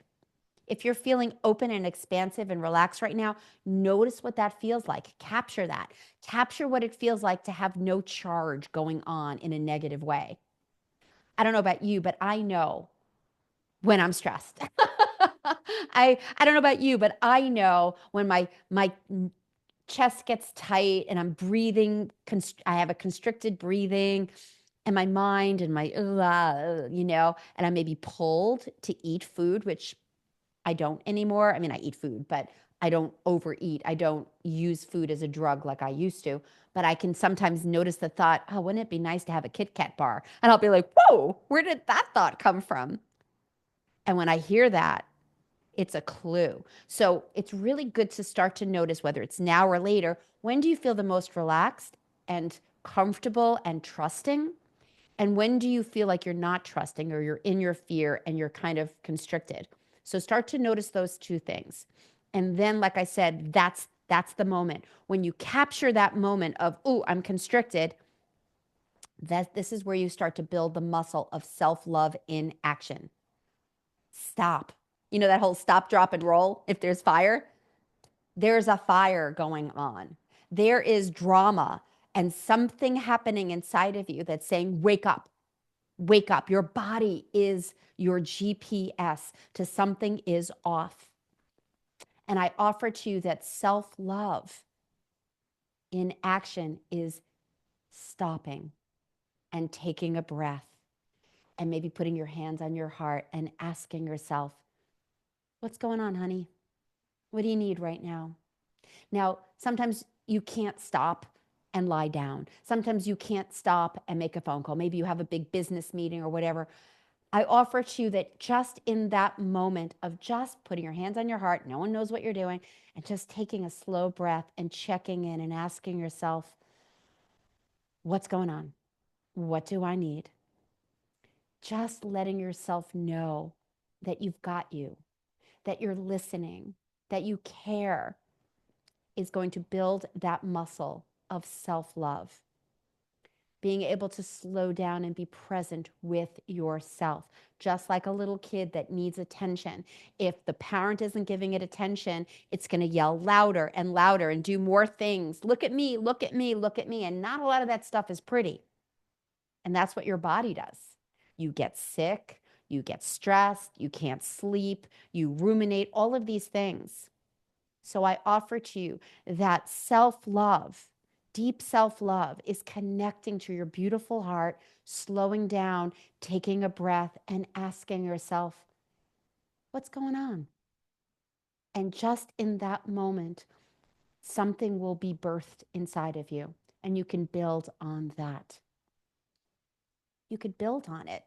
Just like going to the gym. You don't go to the gym once and go, woohoo, I've got all the muscles. You know, it's an ongoing process. So to build that muscle of self-love, of deep listening, of honoring yourself, this is the hugest piece to having an extraordinary second act of your life. This is how you build deeper partnerships. This is how you get yourself in a healthier, vibrant body. This is how you connect to spirit. This is how you do it, baby. This is how you do it, is by coming home to your heart and loving yourself so deeply and just keep going. Just keep going. So I've mentioned that I have a gift. It's how to tame your inner critic. So I'm going to invite you to grab it. It is a very powerful 10-step journey to lowering the volume of that inner critic that has you feeling constricted and unworthy and something wrong with you, and having that part work with you so that you can have more deep connection to yourself, so you can create the life that you love. So with that, I am assuming Marla's here. Is Marla here? If she is, bring her to the stage. I didn't see her come in. Is Marla here, MJ? I hope. I saw her earlier.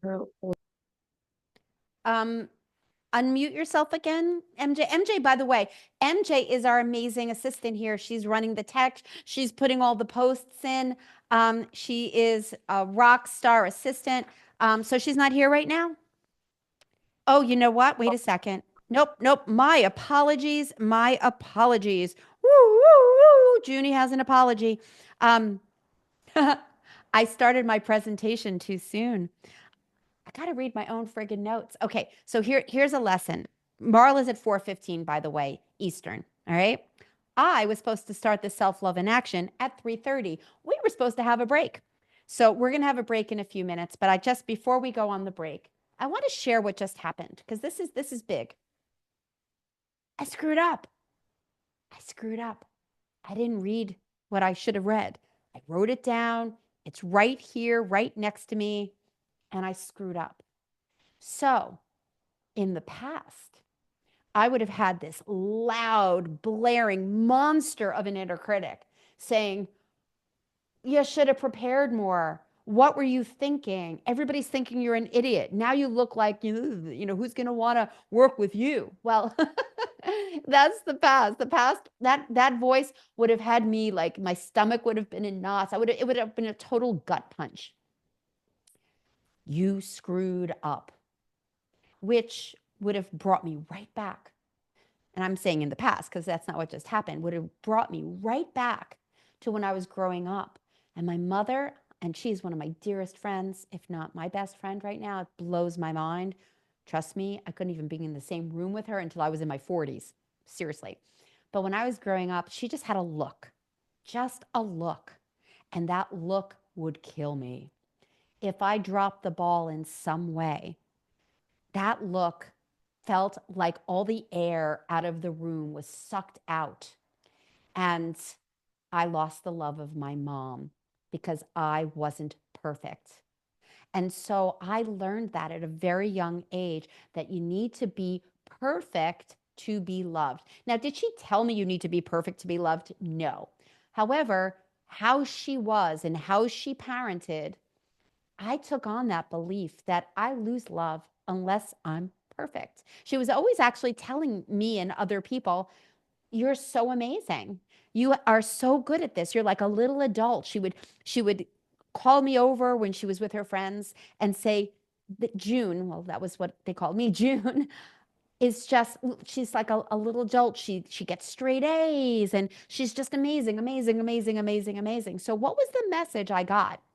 Lots of love and lots of praise because I'm amazing and perfect, which then the other side of it is I better stay that way or I lose the accolades. I lose the status. And so what happened through most of my life, the first part of my life, was I strived to be perfect. And the voice in my head was like, be perfect, be perfect, be perfect. Cross the T's, dot the I's, make sure you don't screw up.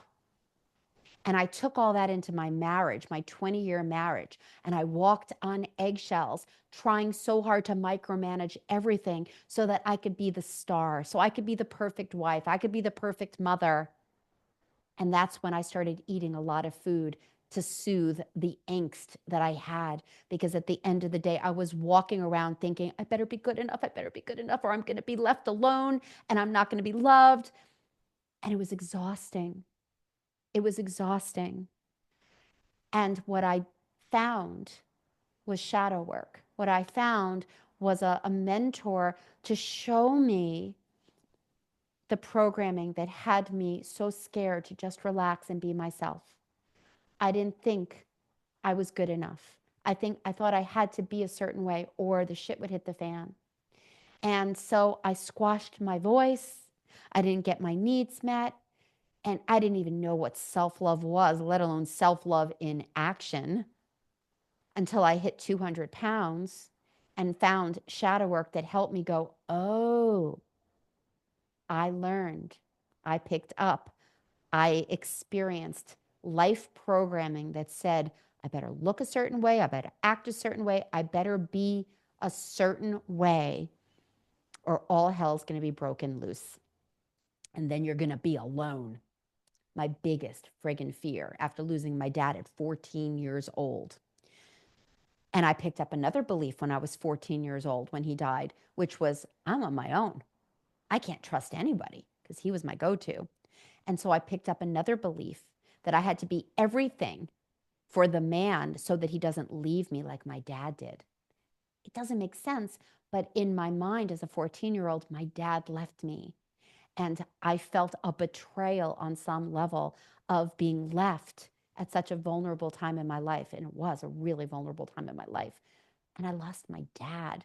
So I had these beliefs throughout my life, just like you, about how to be and how not to be, to stay safe, to stay safe.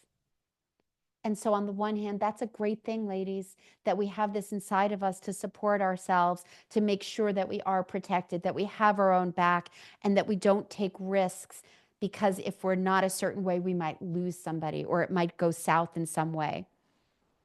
But it goes south in another way when you don't take care of yourself. It goes south when you are not loving yourself. Relationships blow up when you're not able to ask for your needs to be met in a healthy way. Relationships blow up and have conflict and drama when you don't know who you are and can't have the vision or the passion or the desire of what you crave in your soul, in your heart. So some of you, maybe a lot of you, kind of drop into that, I don't know what's next for me, or I don't believe love is there for me, or great love like Junie has or Shakti has. Maybe there's a part of you that thinks, well, maybe they can have it or other people can have it, but no one's going to want me. Look at me, I'm this age, this body, or whatever. And I offer to you that that's the programming.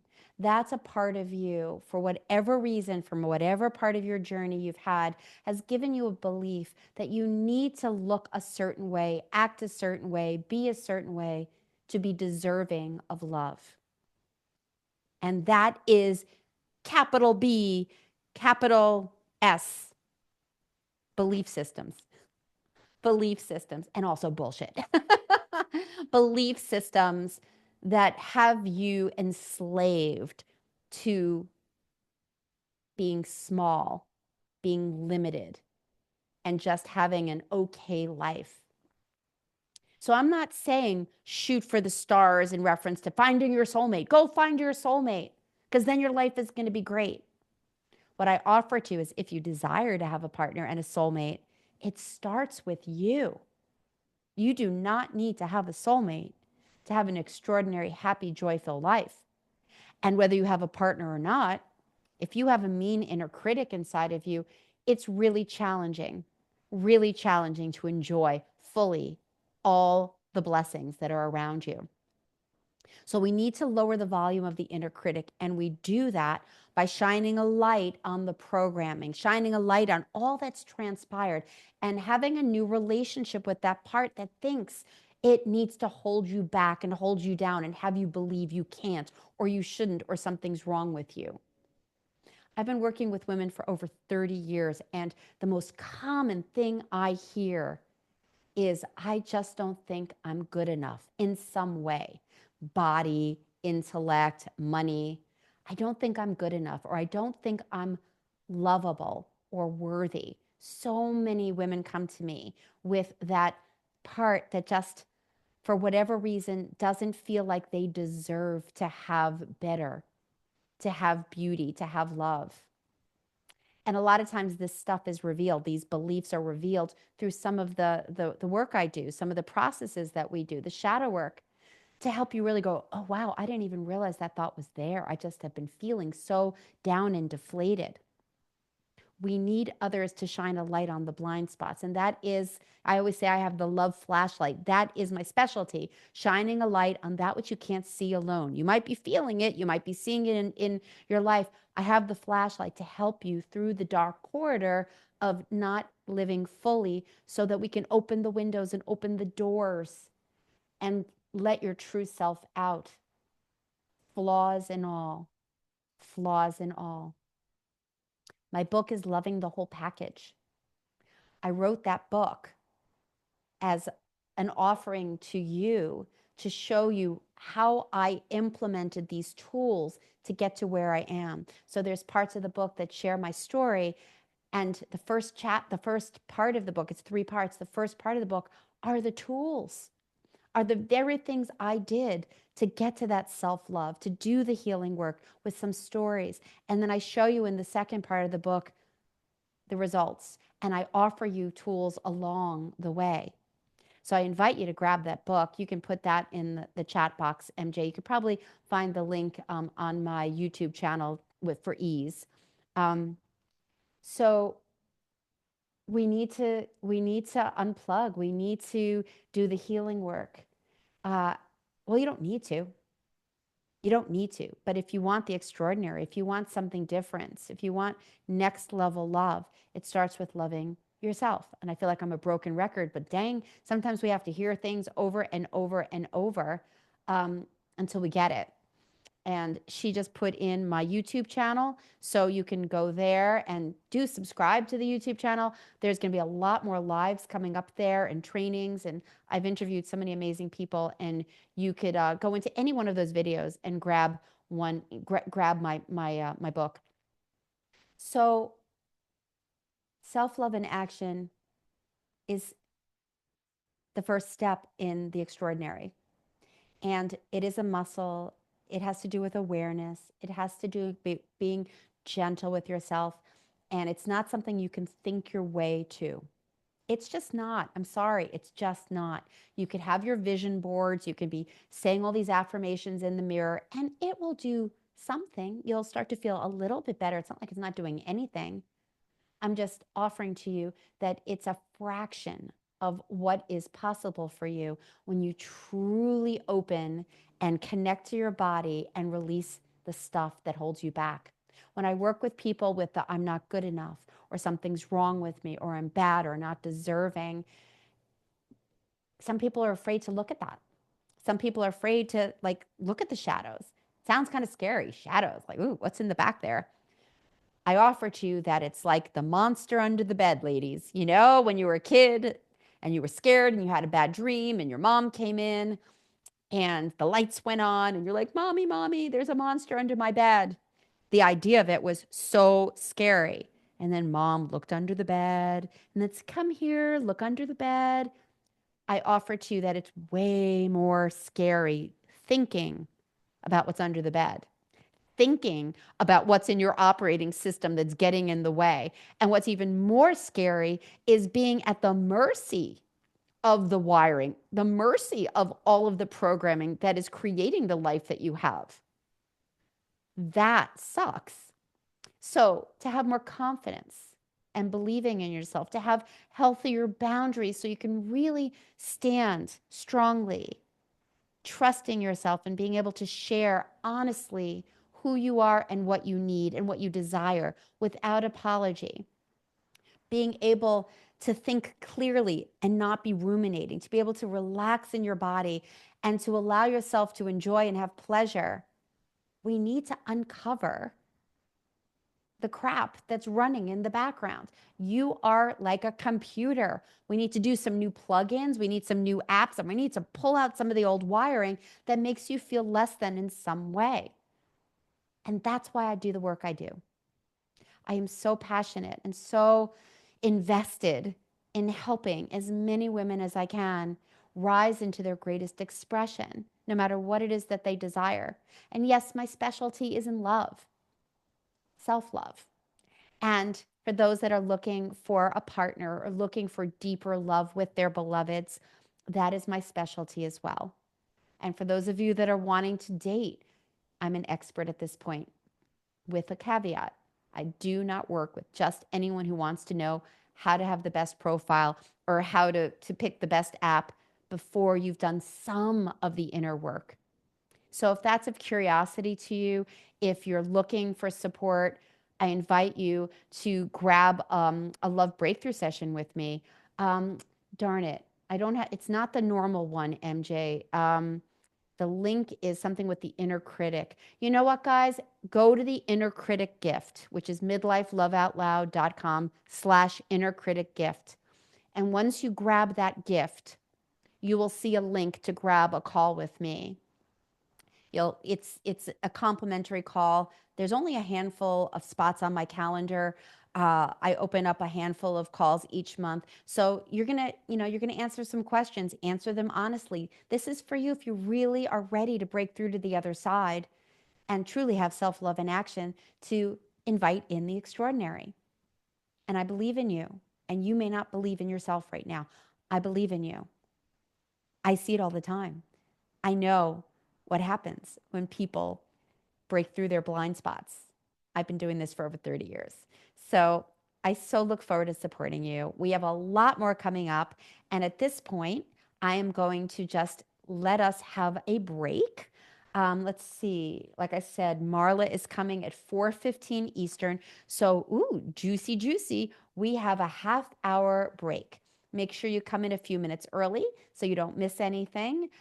Make sure you stretch, maybe go out and get some fresh air.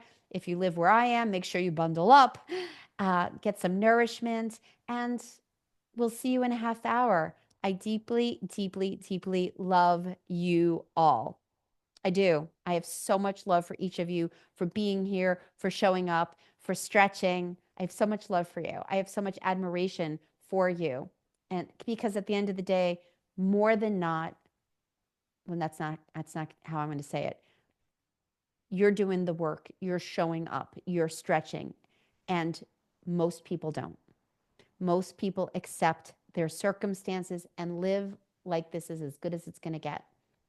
And there's something about that too, about just allowing yourself to be where you are and accepting where you're at. That's freeing. And I invite, it's kind of a yes and. Yes, be in your reality, accept where you are without fighting it, and breathe life into your heart and keep leaning into what's possible, because it's all here for you, sister.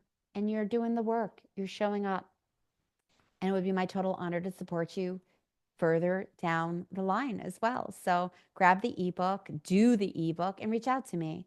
So the link to make a call with me is in the ebook. So she posted the ebook, Inner Critic Gift. I don't have it right now. I could probably grab it. So let me just pause the recording for a second. All right, we're back. I hope you all had a few minutes to stretch and go to the bathroom, maybe shake your booty a little bit, and just be. Like today, I'm just so thrilled with all the overlapping themes. They're all working so beautifully together about connecting to your heart and soul and spirit, your body, stillness, listening, loving yourself, and being able to ask for your needs to be met. Like, yay, yay, yay, yay, yay. Well, we still have a few more people coming up. I'm going to introduce our next guest in a moment, but I just want to let you know that at 4:35 Eastern, we have Michelle. I don't even know how to say your middle name, Michelle, but Nayeli Bovier. I know it's Bovier, but Michelle Nayeli Bovier, I see you in the waiting room. We'll bring you on after Marla. And she is an embodiment specialist and yoga therapist and teacher and amazing. So you are in for a big treat with her. And then we finish off our day with Lori Gerber. Lori is at 5:15 Eastern, and she is a dating coach, and she is a rock star when it comes to the dating world. So I'm excited to have her be presenting later. And then I will do a closing ceremony and wrap up after this extraordinary few days that we've experienced. All right, let me get ready for our next presenter. We are 2 minutes early. I want to be ready to go on time. So, Marla, why don't we bring Marla up to the stage, and then I'll give you a grand, perfect introduction in a moment. Hi, sister. So good to see you. Good to see you too. Mm, mm, It's mm, mm, mm. been quite a couple last weeks, huh? With your giveaway and all that you're doing. So much energy, so much Junie Moon out there. It's so exciting. I mean, this has been in the Exciting. works for many months, and thank you for participating in it. We have over 30 people in the Midlife Love giveaway, and just all the important things to have a magnificent, stellar second act, and your piece of it is unique and so important. So I'm thrilled that you're a part of it. I'll tell them about you in a moment. I just want to just say, so good to see you. You look radiant and beautiful and Oh, thank amazing you. as always. Are you on Maui right now? I am in Maui. Yep, I'm on Maui. Well, one of the great things about Marla and I is we met online, not on a dating app. We met online years ago because some of you that have know me or in the last couple of days know that I did a documentary on body image and body shame. And then we connected on, in some way we found each other, and we realized we were doing different work but with a similar message of loving your body, loving yourself, and how to be in your body with that connection. So me, the shadow work and the personal growth work model, and she does it in a very different way. And so I'll tell you more about her in a moment, but I just want to say that we met online, and for at least a couple of years, if not more, we never met in person. And then I was on Maui and I got to spend time with you, and it was so delightful. Oh, Just so it's very wonderful. well needed, Mm, right? We mm. needed even more of a love affair than we already have, right? Bring on the love, right? Bring on the love. So you're going to see a lot of black squares here. The women are here. They are present. They're just not necessarily on camera. So don't let that throw you off, because they are here and showing up every day, and they do not want to miss you. So let me share about this magnificent woman. So Marla Mervis Hartman is the author of Be Friend Yourself, Finding Freedom with Food and Peace with Your Body. Anybody here already interested? I'm sure. Marla is the author. Oh, I said that. Rewind. Um, she's a coach, a Reiki master, and a TEDx speaker. And you definitely should check out her TEDx talk. You could definitely let them know about that. She's dedicated to guiding, because it was wonderful, so wonderful. Um, Dedicated to guiding people toward deep love and peace with their bodies, food, and their lives, with a spiritual approach that goes beyond diet culture. Thank friggin' God. Marla helps individuals find true healing and reconnect with their authentic selves. She thrives in supporting others on their journey to self compassion and empowerment. Yeah. Yeah. And so I want to just dive right into the self compassion part because, like, that's so huge. Can you share about the importance of self compassion when it comes to overcoming challenges that are related to emotional eating or all the challenges we have with our body? Yeah, all the emotional eating, the restriction, the dieting, the body's changing. What do we do? It's not, Junie, it's not like compassion is just something like it's a nice idea. It actually works. Yeah. Like I think we all like we're here in the second act. So we've had a lot of time to realize that being critical, putting ourselves down, it doesn't actually get us where we want to be. It just doesn't. It doesn't make us manifest what it is that we're wanting.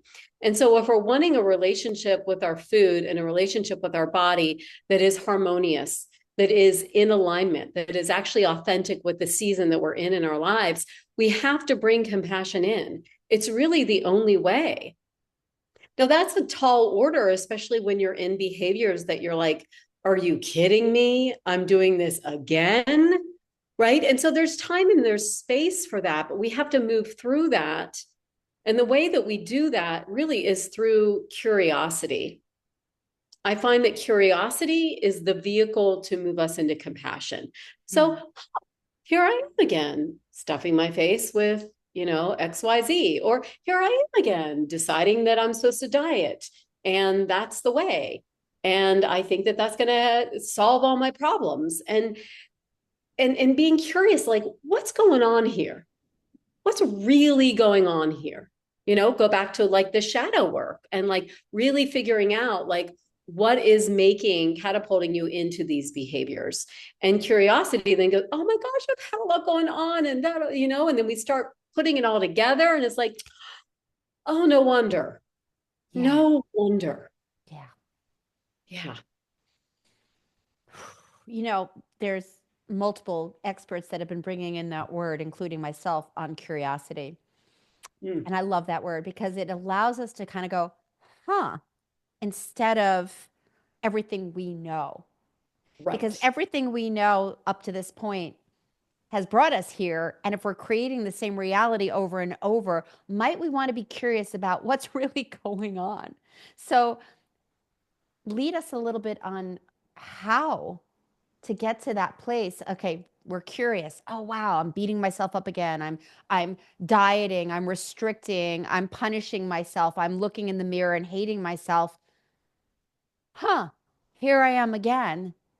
Then what? How do you actually cultivate that love, that compassion, that gentleness for, dang, here I am again? Because it's a biggie. And I know that I've lived it for many, many years of my life of, oh my God, I'm back up the scale again. Thank God that's over for me. But I remember that, oh my God, versus, So how do you do it? Well, I wanted to speak about a couple different things. One is we have to remember that when we're healing from something, it's usually cyclical. And it's not like we turn the light switch on and off. It's like we end up doing a behavior continually. And then we end up doing it where there's a little bit more space. Like, so for example, when I used to binge a lot or emotionally eat, or even like my negative body image, I go through these patches where it was always there. And then I go through these patches where I'm like, oh my gosh, I think I'm okay. Wow, I've been okay for a little while. And then it kind of rears its ugly head again. And then how did I get here? And what I've done is kind of reverse engineered and being like, oh, I started talking mean about myself here. Oh, I started listening to what my friends were saying as far as this diet, and I started being critical. And then like I look at how I got back here. That way I could notice, instead of me being in this red flag zone, I'm more in the pink flag, and I can start taking care of myself way back here. And so what happens is, in this, like, oh my gosh, I'm here again, is knowing that maybe you're just on the journey. And maybe this I'm just here again only lasts for a day, or maybe it's a week, but it's not a year of it, right? And so it's doing everything that we can in that moment to love ourselves and get us back into a place of compassion and love and back into alignment. It's like, how did I get off? What are the things that I can do? And, from the concept of my book, which is befriend yourself, how can I become my best friend in this moment? What would my best friend say to me? How would my best friend hold me? What would my best friend say? And sometimes there's some tough love that best friends give. And sometimes there's a love that's, come here, let me just hold you, and we can begin to do that for ourselves. Okay. There's a couple of things I want to like riff on. The first thing is the coming around and noticing you're there again, and the fact that it is cyclical and it doesn't have to last, and it doesn't mean anything's bad or wrong, and it's kind of the journey, it's the unfolding. And I just want to like highlight that, because so many people, and I certainly have had that in the past, had and have, people with this challenge of shame, feeling the shame of, here I am again. I'm Yeah. such a screw up. And then we're not being kind to ourselves. By the way, before you came on, we had a break, but before you came on, I did a segment on self-love in action and how to change that inner dialogue. Well, here we are. Here we are again, noticing, oh my God, I'm emotionally eating. I am not taking care of my body. Here I am again. Let us all take a breath into the fact that this is part of the journey, and you are healing, and you don't have to hold on to that shame. There's nothing wrong with you, right? You want to riff on that a little bit about there's Yeah. nothing wrong with you. There's nothing wrong with you. And we all have coping mechanisms. This is the thing. Every one of us has a coping mechanism. And so that we're vulnerable to. And so for me, like, if the food is up and I'm all of a sudden looking at my body and saying something mean, I know that something deeper is going on.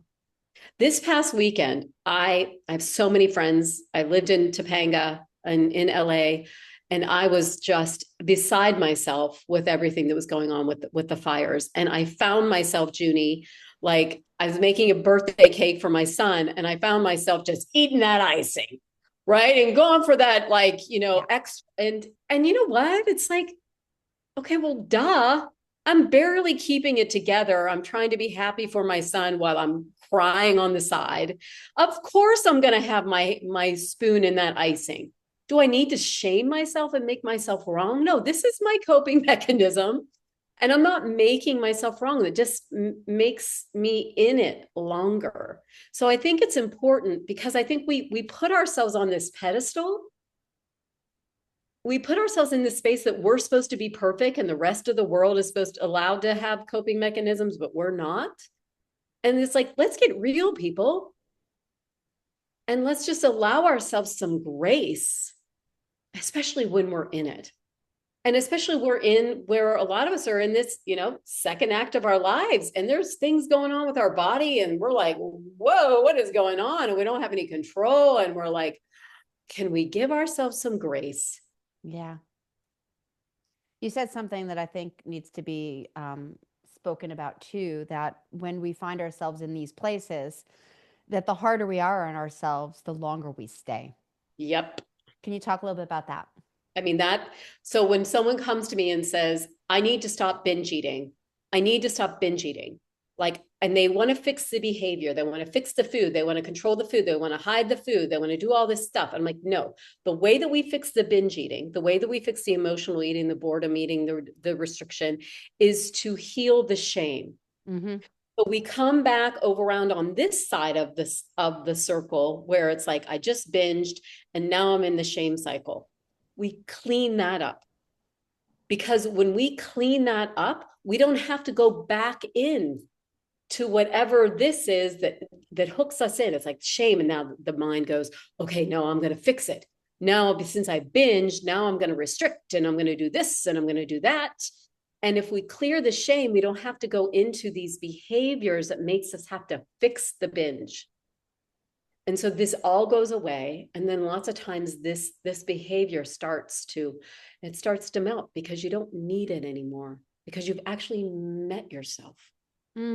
Really loving way. Yeah. Yeah. Oh, yeah. Yeah. Can you give us a couple of tips, easy tips to start when it comes to the emotional roller coaster, the emotional overeating? Because some people will eat over the sadness, the guilt, they will eat to celebrate. Emotions are running them. What are a couple of tips to like slow this down and come back to the compassion? Yeah. So one is, let's not focus on the food. Let's focus on why you were doing all these behaviors. Right. What is going on? And I think we touched on that, but I'm just getting really to the point here. Yeah. Yeah. Not focus on fixing the food. Let's focus on the emotions and what's actually happening. Yep. Now, the other thing when it comes to overeating and that idea is that lots of times we give our power away to social media, to what someone else says, right? It's like, oh, I'm only supposed to have half a banana and not a full banana. That means I've overeaten. Oh, now that means I'm doing it wrong. And then we allow ourselves all this judgment from the external. So really, Junie, what I have found is that everyone needs to be more sovereign in their body, stop looking outside for what you're supposed to eat. I know I'm not saying we don't need education, and I'm not saying that sometimes we do need these things. However, the body knows, right? And I know we have the cravings, but underneath that, the body knows. And when we begin to tune into what the body needs, what the body wants, and start getting interested here, not looking outside at what someone is telling us to do or not do with our food and with our body. Yeah. Yeah. Deep listening. Yeah. Game changer. And I know Game that's like changer. a tall order. And I know some of them are like, well, I don't know how to do that. And I get it. That's why Yeah. people work with me, because I teach it. Well, they need Yeah. to slow down. Everybody needs to slow down and go within and really have that deep listening and then listen even deeper to Yes. see what's really there, what your heart's calling for, what your soul is craving, what's really in the need, the ouch, the where do we what I remember when I was in the food and out of control years ago when I had my mentor. I remember her telling me when you open up the refrigerator and you go, what do I want? That it's not in the refrigerator. It's like when you're hungry, it's like you're going in and you're getting food. But if you're standing there just at the refrigerator, go, what do I want? What do I want? It's like take a moment and ask yourself, what is it that you really want? What is it you really need? That was just something that just came to mind. I want to ask you about spirituality. We've had a bunch of spirituality today, little topics here or big topics here and there. Can you tie spirituality with emotional eating and how spirituality can support this journey? Well, so many people are really challenged in this area of not liking their body, hating their body, dealing with food, dealing with a lot of disordered eating and feeling really alone. And feeling, I mean, I don't know how many times, I've been in the dark night of the soul around food. And that's when we really have the opportunity to call in our higher power. You can call that God, you can call that spirit, you can call that the divine, but there is an essence of love. There is a divine love that is bigger than us that can hold us in these moments where it's like, what do I do here? And that is literally tapping into our intuition. It's knowing that we don't have to do it on our own. It's even being like, God, will you bring someone to me? Universe, bring someone to me that actually can help me, right? These are the things that we can lean into, because sometimes when we're so down, then we think we have to do it on our own. I don't know where I would be had I not had this deep connection to what I call God, but a higher vibration of love. Yeah, I love that. I love that. I cannot friggin' believe we're out of time.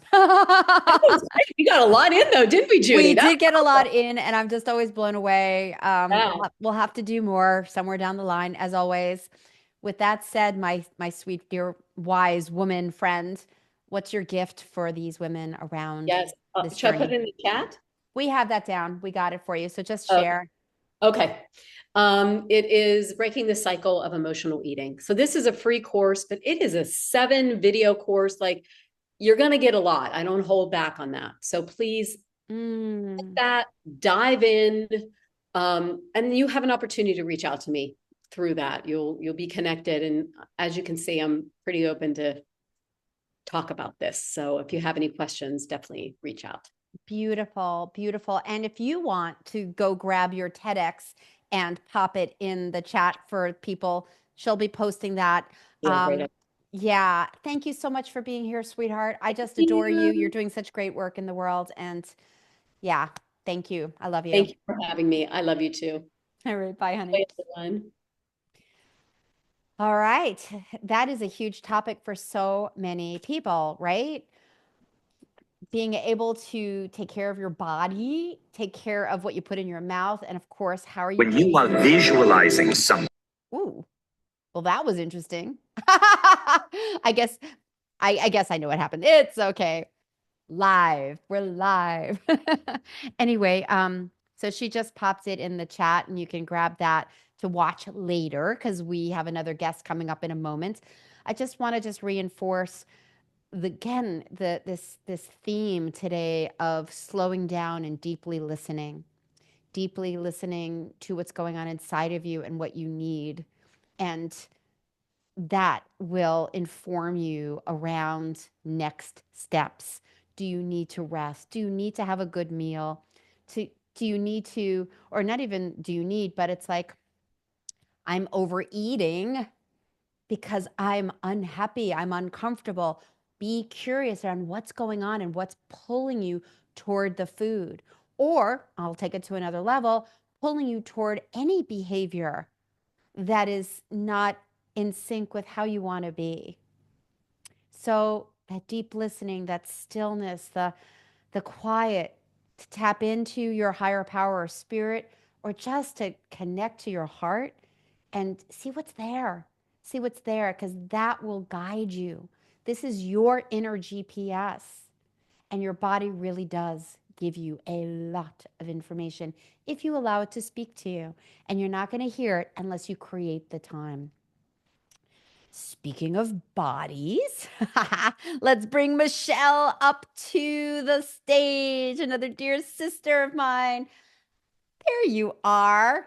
This woman Hi, and this Judy. woman and I are always like texting and messaging each other and chatting. I don't remember the last time I actually saw you other than in person. Hi.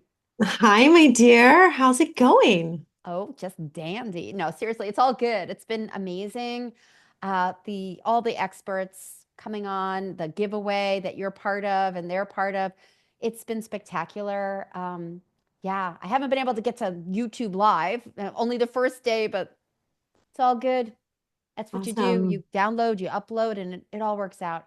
So it's been lovely. And it's also been really powerful in the sense that even though everybody's coming on with their own specialty, everything is just coming together. Yeah, because these are all the pieces and it's one puzzle. This is one puzzle. So I'm thrilled to have your piece of the puzzle here. So let them know who you are. And is it Nayeli? Because I always call you Bouvier, but I don't remember the Nayeli. It's actually Bouvier. Bouvier. I don't even know how to say your last name. That's what happens when you're just on first name basis. Bouvier. That's even cooler. Michelle Nayeli Bouvier. Cool. I like it. She, I'm going to go to the she now. Michelle is an hold on, let me just start the thing. Hold on, I want to make sure you have your full 15-ish minutes. Michelle is an interdisciplinary embodiment specialist, yoga therapist, teacher, trainer, and creator of the cutting edge Kutile Kutila. Kutila School of Embodied Resilience. She's tested me with these words. Using movement, breath, sound, and conscious awareness as our built-in tools of transformation, Michelle supports clients and trains teachers in how to optimize vitality, energy, and soul alignment through ancient practices merging with modern science. Woo! Rooted in passionate, continuing study of ancient teachings, meeting modern science, Michelle, with 25 plus years of experience and groundbreaking work, helps lead the evolution, of integrative embodied practice for mental, emotional, and physical longevity and freedom. Well, that was a mouthful of amazing, powerful words of what is possible when you know about the body and you bridge science with it and you bring in these ancient tools and full of wisdom. Wow, wow, wow. Well, we have a population here of women in the second half of life, and I know they want longevity and they want quality. So I'm so thrilled you're here. So why don't we start with, how does movement, embodiment, impact, influence how we think and how we feel? Yes, well, I love that you were just talking about how the live stream was weaving together, because this weaving together is what we're finding in modern research that ancient teachings have told us forever, that the body mind is one. But we're really seeing the mechanics and the how we can work with that more specifically. And our body, we sort of put on this physical level. We talk about fitness, we talk about diet, and then we think about our heart and our mind. But really, truly, it's one system. There's a new term called neuromyofascia, which is basically our nervous system tissue and our muscle tissue and our connective tissue is one web. One of my mentors actually calls it neuromyofascial osteobone electromagnetic superconducting highway. So there's probably layers and layers that will still reveal themselves as we look in different ways with our modern tools. And so the way that we feel physically ripples directly into how we feel in our nervous system regulation or stress or lethargy, in our emotional state, and in our ability to process life. We're actually wired to digest our experiences and not let them hang on like trauma, or not be clinging to what was, and be open to possibility through the body, through movement, which I find so powerful. And also just seeing the world that we live in, a lot of us aren't moving quite enough. And so that's where we start to feel the weightiness of our thoughts and the stress and emotions and that kind of thing. And one of the things that I found in my own experience with myself and also working with clients is we can use the quality of our physical experience to influence exactly the quality of our inner experience. Like, do we want to feel strong? Do we want to surrender? Well, how do you move with strength? How do you move and embody surrender? How do we move with confidence and sexiness and juiciness? It really does impact how we feel, and then that kind of filter with which we meet others and show ourselves to the rest of the world. Wow. Yeah. So thank you. So beautifully Mhm. said. So for someone, and I think majority of people on this planet, they are not connected to their bodies. They have them. Maybe they exercise, but a lot of times when they're exercising, they're listening to podcasts and they're not fully, me too sometimes, Yeah. not fully connected. And so maybe when we're exercising, but just moving through life, are there any tips or strategies you can offer to connect to the body and also allow the body to give us information when it comes to inviting in the extraordinary in our lives. Yeah, you know, it sounds trite, but really listening to your body is the practice. It's like, how do we rationalize that we can actually trust the messages? And to me, I've taught yoga for 25 years, and in a yoga practice, it's really returning to listen so that we can like really carve out that highway of communication so that we're able to translate what the messages really are. And some of the ideas that I feel like help us kind of clue into that is that, we live in this society that has put the um, intellect and technology and information sort of on a pedestal, and also the brain, as if the brain is the, queen of the domain. But actually, our body has 80% of the information going to the brain from our body being the radar for our world and our experience. We're built to interact with a physical environment that's always changing, to sense information through the eyes, the ears, smell, and also what's called neuroception, which is vibe.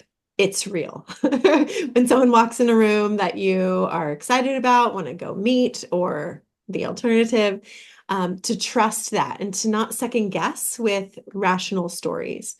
So finding ways where we give ourselves a safe space to just listen on a regular basis. And I love that you were talking about slowing down. I think that making that space is kind of the first thing. And our brain was actually laid down. The hardware, the actual neural tissue, was laid down by, like, in an ancestral evolutionary way of thinking, our movement. So the hardware was laid down by movement, and then thinking and cognitive intelligence overlaid on top of that structure.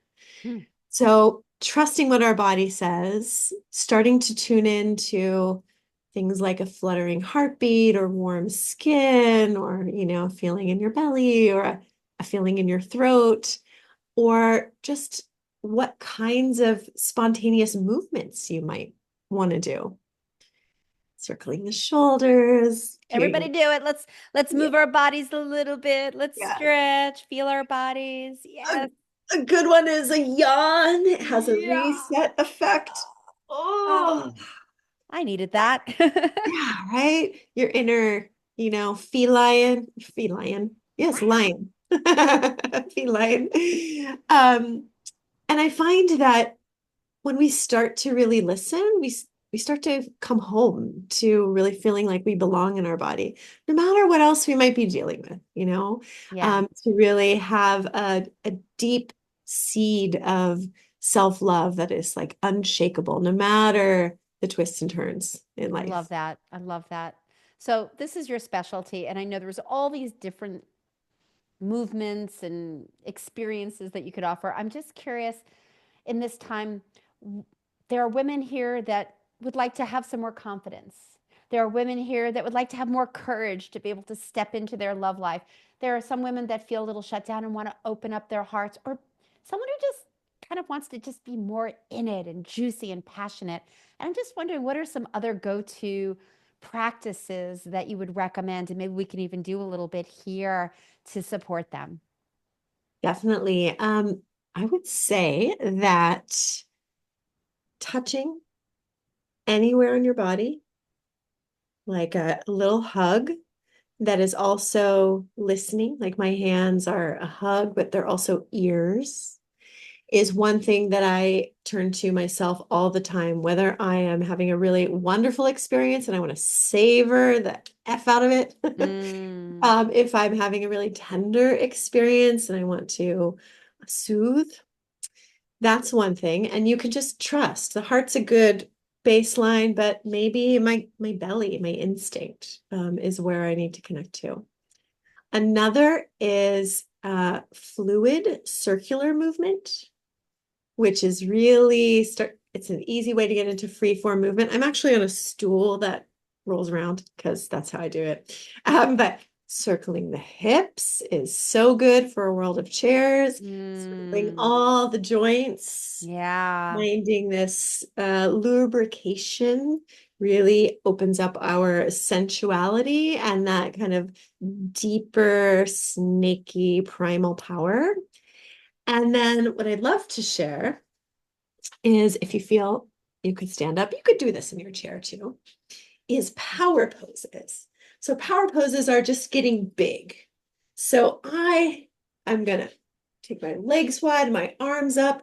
I'm gonna spread my fingers and I'm just gonna take up space in a way that is easy, but also alive. And I'm gonna be here and breathe and smile for maybe a minute. I would do it with you, but my shoulder's hurting. Okay. How about this one? I could do that. One woman posture. Take up space nice and wide. And there are studies that in about 90 seconds to 2 minutes, we have a shift in our neurochemical cascade when we take up a big space into more confidence and courage and our ability to like really meet people eye to eye. And I'm sure that would be so good for first dates or job applications or anything that you just feel like a little nervous. I do this before I get on Zoom with you guys. Love And I it. think, can I add one more? Go for it. Anything with rhythm, and especially that crosses. So walking, running, swimming, dancing, biking is really good for this digestion process of life. If you're really stuck with something and you're not sure what the answer is or where to go, when we think about going to clear our head with a walk, it's because we have this right, left brain and our body kind of weaving into an integration where the answer often just arrives for us. Beautiful. So beautiful. You have a gift. What is the gift for these women? I do. Midlife Movement Medicine is a 4-part series that goes through different parts of the body for your feeling of freedom and vitality. So I think of the body as an instrument where we're tuning, so you'll be the most well-tuned version of yourself. And movement's also seen as one of the, if not, it depends who you talk to, the most important element for our longevity on a physiological basis for our muscle tissue, affecting our hormones, our bones, osteoporosis, and definitely for cognitive health. Boom. That's amazing. That sounds so wonderful. We'll pop the link in the chat. We have a wonderful person here. MJ is on my team. Thanks, MJ. Michelle, amazing, amazing, amazing. And you know what? I was just thinking, talking about being in our bodies. Whenever I hug Michelle, her arms come around and then she kind of does this thing with her fingers. It's like, I always, like, you have the most unique, special hug. It's like, I always feel like so loved. And guess what? We can do that to ourselves. We can hug ourselves. We can remind ourselves that we've got our own back. And of course, the more we know that we're safe, the more we can open to others, and getting in our bodies and relaxing in our bodies and trusting our bodies really supports us in every aspect of our life. So thank you, sister. Beautiful, beautiful, beautiful. So good to have you here. Grab her gift. Grab her gift. Love you. Bye, everyone. Wow, another amazing guest. And I'm just digging all the overlapping and the uniqueness of each one, and the importance of each one. So we're blah, blah, blah, blah, blah, blah. 3 days of talking. I think my mouth is getting like tired. Yeah, just kidding. So in 25 minutes, oh, you're so welcome, honey. In 25 minutes, we have the amazing Lori Gerber, who is an expert in dating. And when I tell you she's an expert in dating, let me tell you, this woman has such great chops. And so, wherever you are when it comes to dating, whether you are just starting or thinking about it or full on in, she is going to support you with some of the dating strategies to help you with this next chapter. Just want to check out so I can get even more specific. Yeah, she's going to talk about some of the mistakes that women make.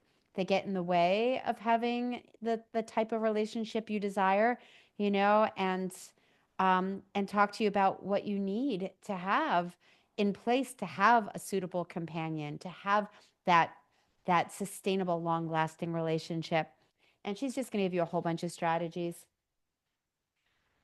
So I just want to just continue to reinforce and support that the inside job of connecting and slowing down and loving yourself and having that deep relationship. We've been talking about unpacking the past. We've been talking about befriending yourself and befriending your inner critic.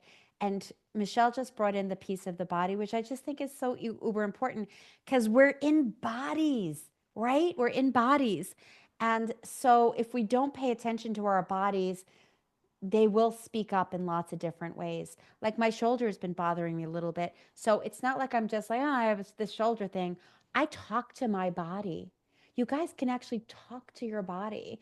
Just like that Marla was talking about going in and being curious about why you're overeating and the cake and, all her friends and Topanga and all those things. It's the same thing like when you're not feeling well or have a pain to actually like say, hey, why are you here? Be curious. What's going on?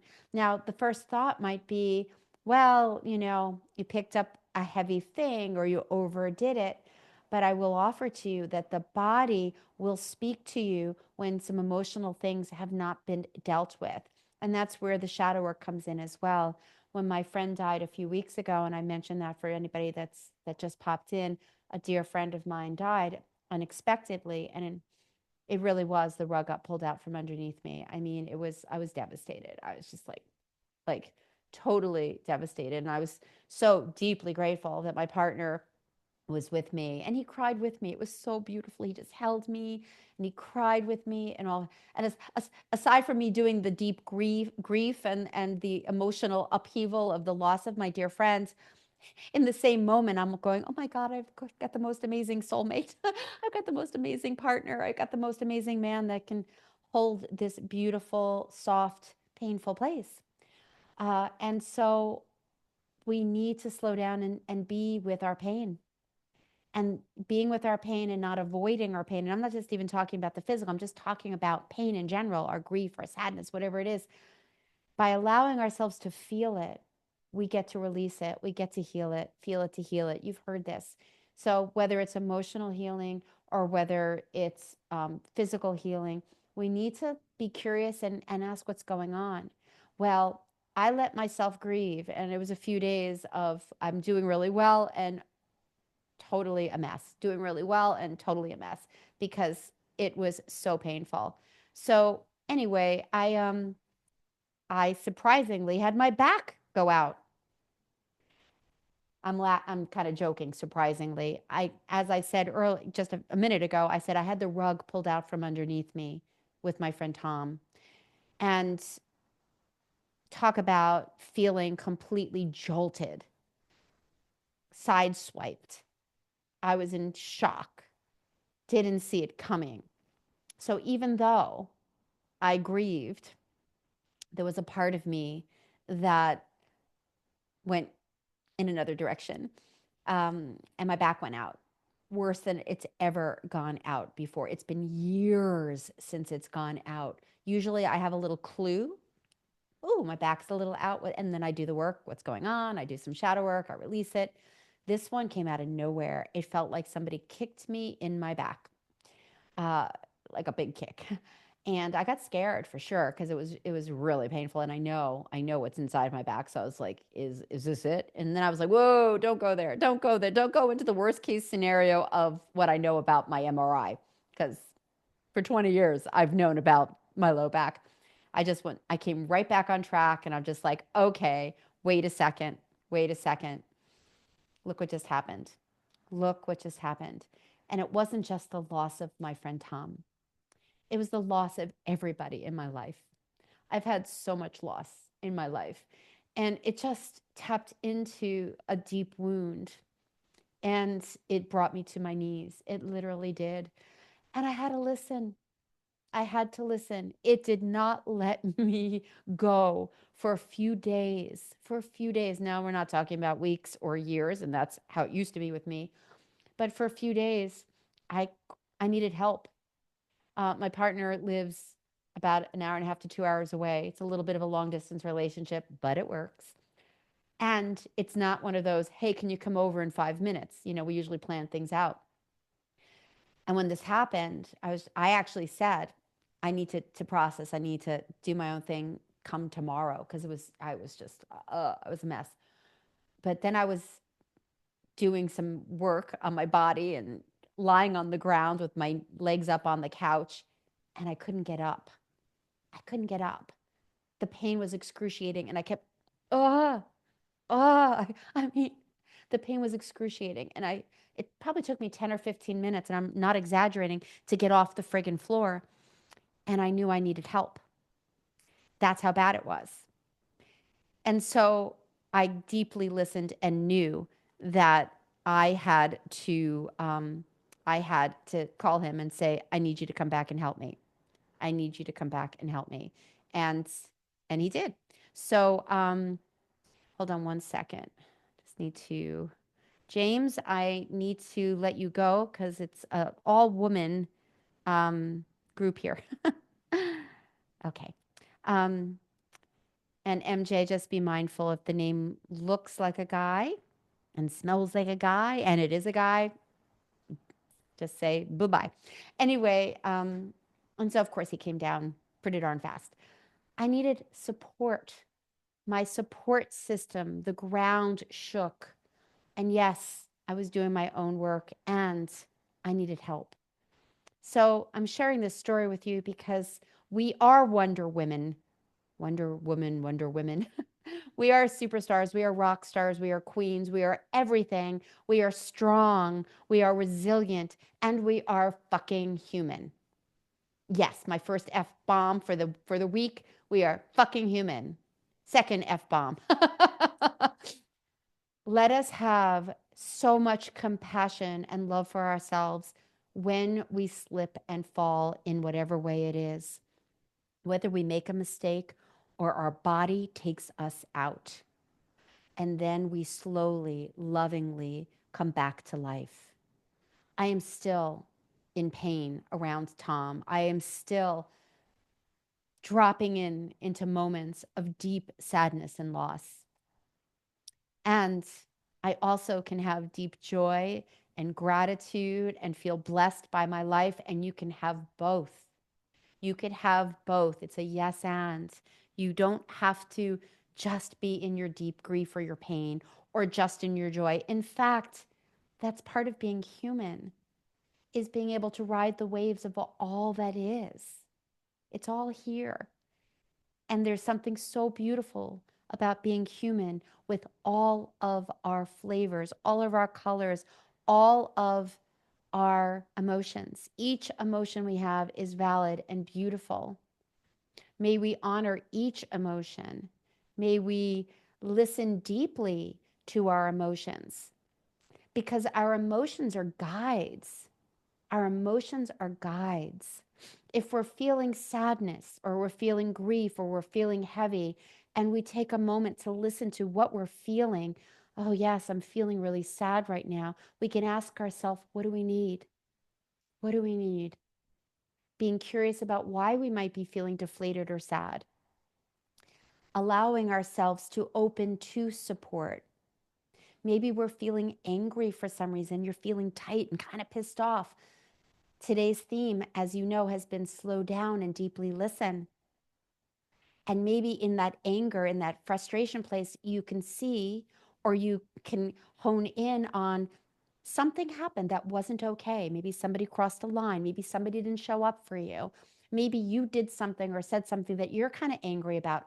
Whatever it is, Your anger is informing you that something went sideways. And then you can take some action to repair, to move forward, to do something about it. It's when we don't listen to our emotions that we really get tripped up. That's when our body holds stuff and we can have pain. That's when we say things we don't mean and we come out sideways. If we have anger and we're not listening to it, that's when sometimes we get depressed or we get really frustrated with ourselves, self-hatred, or maybe we lash out at others because we haven't listened. Your emotions are so powerful.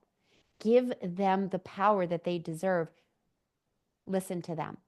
Allow them to inform you as to where to go next. Is it an action moving forward, or is it an action to slow down and take a step back? Do you need to have a conversation or not? If you're in your fear, excuse me, I just want to check my, okay, sorry.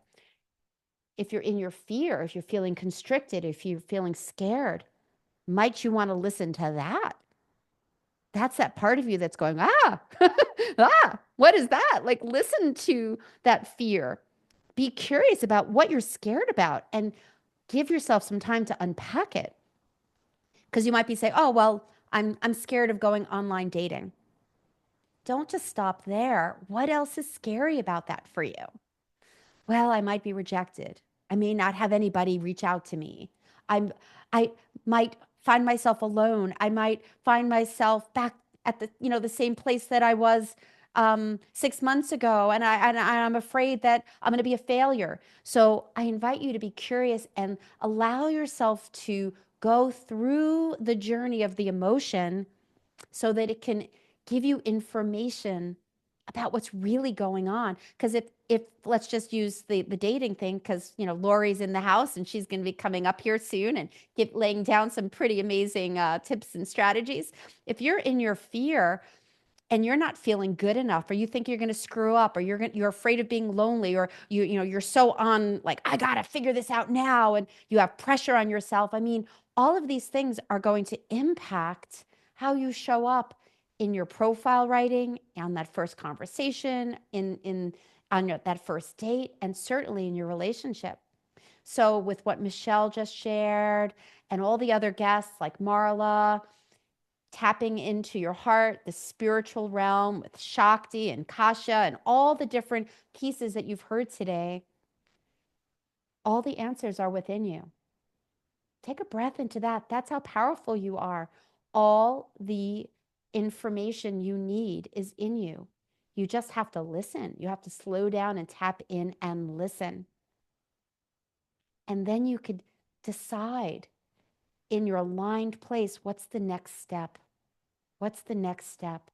What would be in the highest and best service for me? Just like last week or 2 weeks ago when I was taken out and I was in such excruciating pain, I had to listen. My body was like, yeah, no, you just had the rug pulled out from underneath you. You need somebody to take care of you. I needed somebody to take care of me. I literally did. I couldn't move. And so my body was reflecting what was going on in my emotional being. The deep heartbreak, the deep fear of losing one of my go-to people, one of the few men in my life that had my back, always had my back. Now I have my dear soulmate now, which is wonderful. And with that said, it's nice to have another guy or two or three to have as brothers to go, yo, I don't know what to do about this, or hey, I'm feeling this way. I lost one of my brothers. I lost one of my go-tos. Talk about an ouch. So I could have just been like, oh my God, my back went out. But no, I listened. So I really encourage you to keep listening and asking more about what's going on inside of you. And what do you need? What kind of support do you need? Is this old? Is this an old pattern? Is this an old belief? Have you been doing this pattern over and over your whole life? This is what we're bumping up against. And it is a wonderful opportunity to take your health, take your heart, take your relationships to the next level because you're awake. Most people stay asleep most of their life. And frankly, we all go to sleep here and there. And sometimes we do need these wake-up calls. May you not have a huge wake-up call. May it just be a poke.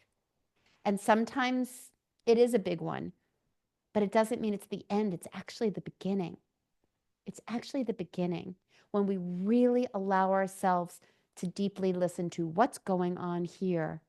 We can then create and co-create with the universe that which we want to see in our life. So whether it's your health, your wealth, your career, your beloveds, your connection with your beloved, your connection with your beloveds, your family, your children, it starts with the relationship with yourself. Everything is the relationship with yourself. And when you have the relationship with yourself and you continue to cultivate that relationship with yourself, because remember, this is not about being perfect. I am far from perfect. This is about continually building that relationship with yourself that allows you to take action in the world and have it be extraordinary. The results will change. What's inside of you will be reflected outside. And so if you are choosing to go out in the dating realm, if you're choosing to call in your partner, to call in your soulmate, I offer to you, start dating yourself, enjoy yourself, get to know yourself, love yourself up, love yourself up. Because then when you do meet that special person, you come to it as a whole person and somebody who will not accept crumbs, who will not accept less than, because you know how deserving you are. And when you know how deserving you are, the universe will provide something very different than your past. So in a few minutes, 8 minutes to be exact, we are bringing up the amazing Lori Gerber. She is in the house, but we are going to take a few, yes, hi. We are going to take a few minutes to stretch, go to the bathroom, and then come back fresh and ready so that you can hear all of her wisdom, because ladies, she's the bomb. So we'll be right back. Get yourself some water and we'll see you in a few minutes. So excited to have you, Lori. So excited. Yay, yay, yay, yay, yay. This woman is a rock star. Own it, own it. Yeah. Do, do, do, do, do. Do, do, do, do, do. I've been following her for years. She has an amazing Instagram presence. She's been on my podcast, Midlife Love Out Loud. If you guys haven't subscribed to my channel on YouTube, please do, because after you hear her, you're going to hear the level of expertise that I bring onto my podcast, as well as a lot of the other experts. Lori's got the chops. I am so, so thrilled that you're here. It's 5:14. I'm going to assume that everybody that needs to be here is here. Where do you live again, by the way? Are you in the New York City area? Why have we New not York. had coffee? Why? Why? Personally, I'm book solid. And I feel like I know you. Well, there'll be a day when we're going to be in the city and we're going to walk by each other and we're going to be like, ah. That has happened to me. I was on a podcast a few months ago and then I bumped into the person who I'd never met and she knew me by my headshot and she stopped me and it took me a good 5 minutes to understand what was happening. But once it happened, boy, we did have fun together. I bet. We have a little wiggle room. So I'm going to say a quick story. I was in not Yellowstone. I was in Jackson, Wyoming, and I was in this restaurant, and my husband and I had reservations at 7:00, and they said, "Sorry, 5 more minutes before we seat you." And so we were waiting, and in that 5 minutes, my cousin walks in. And he's not from Wyoming either. He's from Aspen, Colorado. And it was funny because it's not a cousin, it's my mother's first cousin. He's met me a million times, but not that many million times. So I'm like, oh my God, Bruce. And he looked at me and he was like, hi. And you could tell like he was flustered. And later he was like, I thought you might have been an ex-girlfriend. I didn't remember who you were. And I was like, I go like, Right, Then right. I saw her. I thought, am I supposed to know who you are? I've never seen your face. And I literally had never seen her face. There was Yeah, no yeah. way I could have known who she was. Oh my God. Yeah. So yeah, exactly. Podcasts, not all of them are videos. So Exactly. she knew you. Oh my God, hysterical. Well, we know each other, so Me be too. on the lookout. And now we just will bump into each other in New York Let's City. call it in. Let's call it in. All right, we are definitely at time now. So let me share the real deal about this lady, other than the fact that she is the real deal. She's a dating coach for women over 50. She's one of the most engaging, totally, and effective life coaches and presenters in the country. After holding several positions at Handel Group over the last 20 years, including president of the Handel Group Life, Lori is currently licensing the Handel method and running Lori Gerber Coaching Inc., focusing on love coaching. Lori has appeared on the Today Show, Dr. Phil, MTV, and by the way, you're the last presenter of the live stream. You're bringing it home for us, sister. And A&E, yeah, yeah, yeah. And has been the resident love expert at Match, Zeus, JDate, and many more. She has been presenting to and coaching individuals, couples, and groups with a wide range of partners, including the dating sites, General Assembly, She Tribe, Be Social Change, Ivy Connect. The list goes on. The list It's goes on. boring The at list this goes point. I've on. done a lot of this stuff. Bottom She's line. she's done a lot. She knows a lot. And so we have a mixture of women here. Some are in relationships and some are truly wanting that next level love soul partnership, that divine love. So, with everything you know, with everything you've seen, what would you say is the biggest mistake that women make that prevents them from really finding that one and having that sustainable Yeah. happily ever after? Well, I've thought about the biggest mistake that women make for 20 years now and researched it. And I have concluded recently the biggest mistake is that you pick wrong and you stay too long with the wrong pick. Uh-huh. Is that shocking news? Been there, done that. Feel like it's obvious and yet we don't focus on that, right? Like we don't focus on that problem and solve that problem. We focus on a lot of other things that don't solve the problem. Yeah. Yeah. So our picker, Our picker is broken. and then we stay too long. So there's a lot there. Yeah. Do you want to add anything to that, or should we just dive into the three essential ingredients Well, to finding I'll a just companion? say again, I know you all have been listening for however long you've been listening, so maybe this has been said before, but what happens when we date generally is that once you invest in somebody, you want to get the return on the investment. So if you want to ask yourself, why do I keep staying too long? It's because two reasons. One, you don't want to be lonely. You think a bird in the hand's better than a bird in the bush, right? A lot of people pick it because they think it is better than nothing. I'm going to argue it's not better than nothing, but that's my opinion.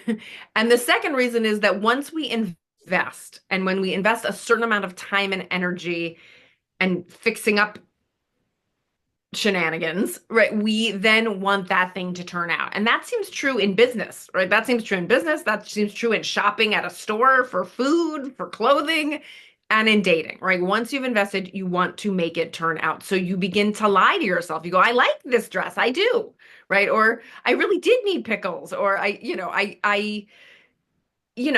okay that it takes 5 years to get this product done, right? So we just start to lie to ourselves about what we can put up with and tolerate and be okay with because we don't want to say we failed. We don't want to call the shot. We don't want to say we made a bad investment. So Yeah. that's why we stay too long with the wrong one. Yep. Absolutely. Absolutely. So, what are the three essential ingredients to finding a suitable companion for a long-term commitment?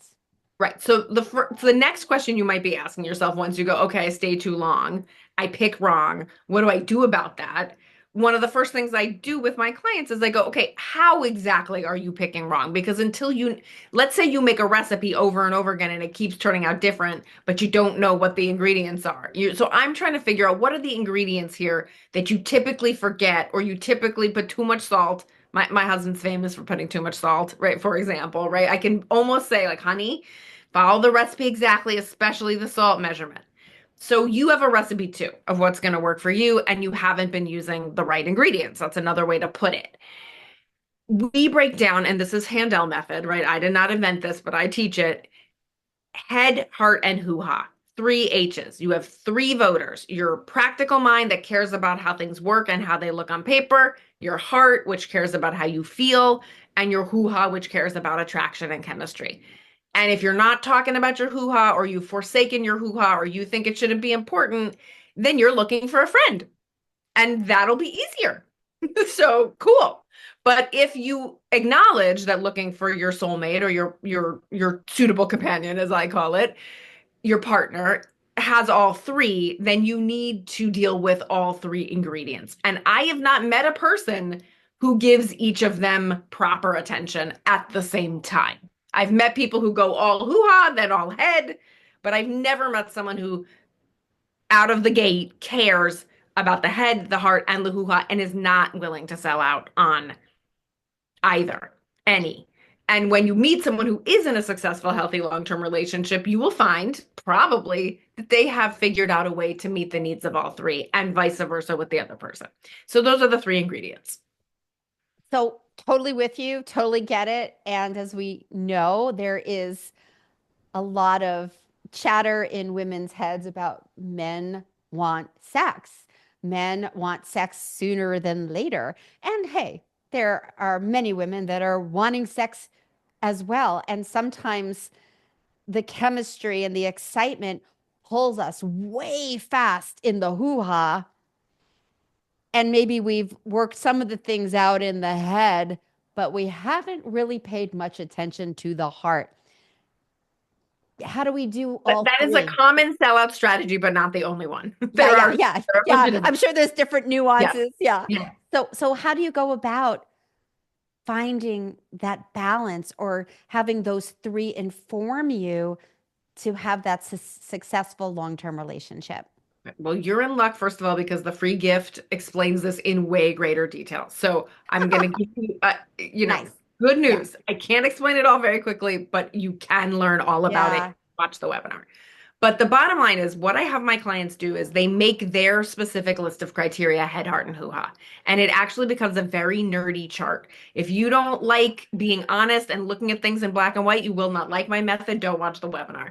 Okay. But if you are somebody who can stand to look at a chart or a spreadsheet and you like to think about things systematically, methodically, and get to the bottom of problems, you will like this. So you will go through my very long list of possible criteria that I've learned from working with women for, 20 years.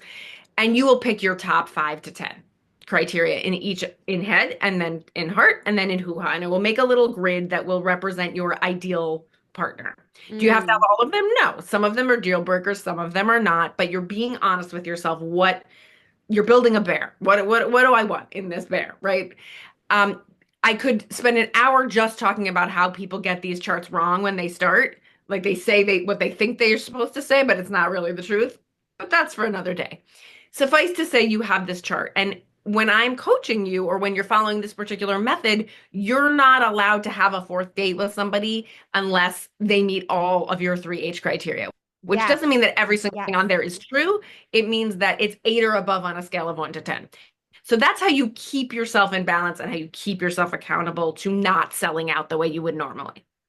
And dating a potential, because that's the other thing I always say, don't date a potential. Don't date somebody thinking, Right. well, maybe. That's what we do. I mean, that's literally the pitfall. And then you stay too long. So why don't you lay down some of your hot dating strategies? Obviously that's a strategy right there. Know the list, look at the 3. While we have you in real time, why don't you give us some of your hot tips on where to start? Well, I think I don't know if you're about to ask me this, but the main strategy that, again, avoids the mistake of you staying too long with the wrong person is the 3-date strategy. And women hate this. I mean, I get in trouble for this all the time. Nobody likes my rules until they work, right? And then when they work, you're happy. Okay, but so the strategy is you only get 3 dates to assess if someone is an 8 or above on all 3 H's. And if you say, I don't know, that's a 6.5. And we're going for 8 or above in all three H's. So I don't know is fine for the first date and even the second date, but by the third date, I don't know is no longer an acceptable answer. It means you have not come up with good questions to ask, or you have not made yourself safe to talk to enough so that you can ascertain if each of you meet each other's 3H criteria. If you're someone who's like, I don't even want to talk about that stuff yet, you're not ready to date. And that's fine. I have 34 criteria to even be ready to date, right? Like you don't have to be ready. It's okay. That's beautiful. On the bench is beautiful. That's where you're learning the game. Yeah, don't want to be put in, first or second base in the infield if you don't know how to catch the ball. So Exactly. yeah. Exactly. So if you really don't even want to talk about any of that, I have different coaching. But if you are ready and you want to date like you mean it and you want good strategies, what you will do is you'll create your chart, you'll look at the sites according to that chart, you'll talk to people according to that chart, you'll consciously be collecting data to I literally have people color code green, red, yellow. Yes, no, maybe, until the whole chart by day 3 is red or green. And you must abort the mission if it's not 8 or above on all three H's. And if a deal breaker turns red, it's a no. And there's no debating and we come up with this before you date. So you can't change the rules mid-date. You can learn something, you could add something, you could tweak something if you realize, oh, it's not, I had this thing that he had to be Jewish, but it turned out no, he just needed to be willing to raise the kids Jewish. So I married the son of a Presbyterian minister who then converted and raised our kids Jewish. Who knew, right? If I had said Jewish, I wouldn't be where I am today. So we make mistakes about who we think we're looking for. So you can tweak as you learn like that, but you can't go, oh, now I'm fine with an alcoholic. Oh, I'm fine with the fact that he doesn't call when he says he will. No, I'm going to hold you to the chart. So that's the strategy in a nutshell. And we're going to post the link in a moment. Actually, you can post it right now. What can you offer to the women that are thinking it's too late? I'm too old. I'm 60, 70. It's not going to happen for me. That's ridiculous. I mean, I have good news. It's not true, right? Fill in the blank. Just delete that sentence and just say I'm scared, right? Like I understand. It's okay. It's true. You should be scared, especially if you're not prepared, right? Yeah. If you don't know what you want, if you don't have your questions written out, if you don't have good strategies for telling your stories and eliciting other people's stories, you should be scared. And dating online, I mean, forget it. If you've never dated online and you're just back, you should be scared. It's like learning how to use a computer. It takes something, right? So I validate your fear. It's absolutely not true. I hear stories every day, the most adorable stories. I just heard one the other day of a guy who met his soulmate at 78. They had 11 beautiful years together. Soulmate, like love of his life. Yeah.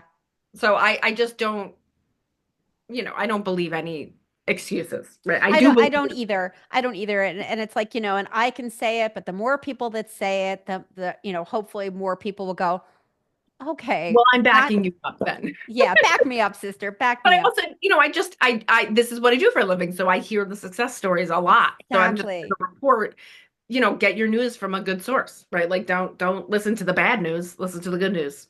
And the thing about being scared, I mean, we've been talking so much in the last few days about the inner work and trusting yourself and being prepared with the relationship with yourself. Yes. Everything that you've shared, whether it's staying too long, whether it's not doing the criteria, the head, heart, and hoo-ha, any of those things that you are feeling resistance around, ultimately there's something that you're scared about. And listen to that. Allow yourself to be there. And the word that keeps coming up the last few days is also be curious. Be curious around why am I not putting myself out there? Why am I staying too long? Why am I not asking certain questions? All of these things. So, you're scared. And guess what? That's okay, right? That's okay. It's a good sign, actually. It probably means you're taking on a challenge, and it probably even means you want to. Yeah, absolutely. Absolutely. So, do you want to say anything else about your gift, or did you say everything you needed to say?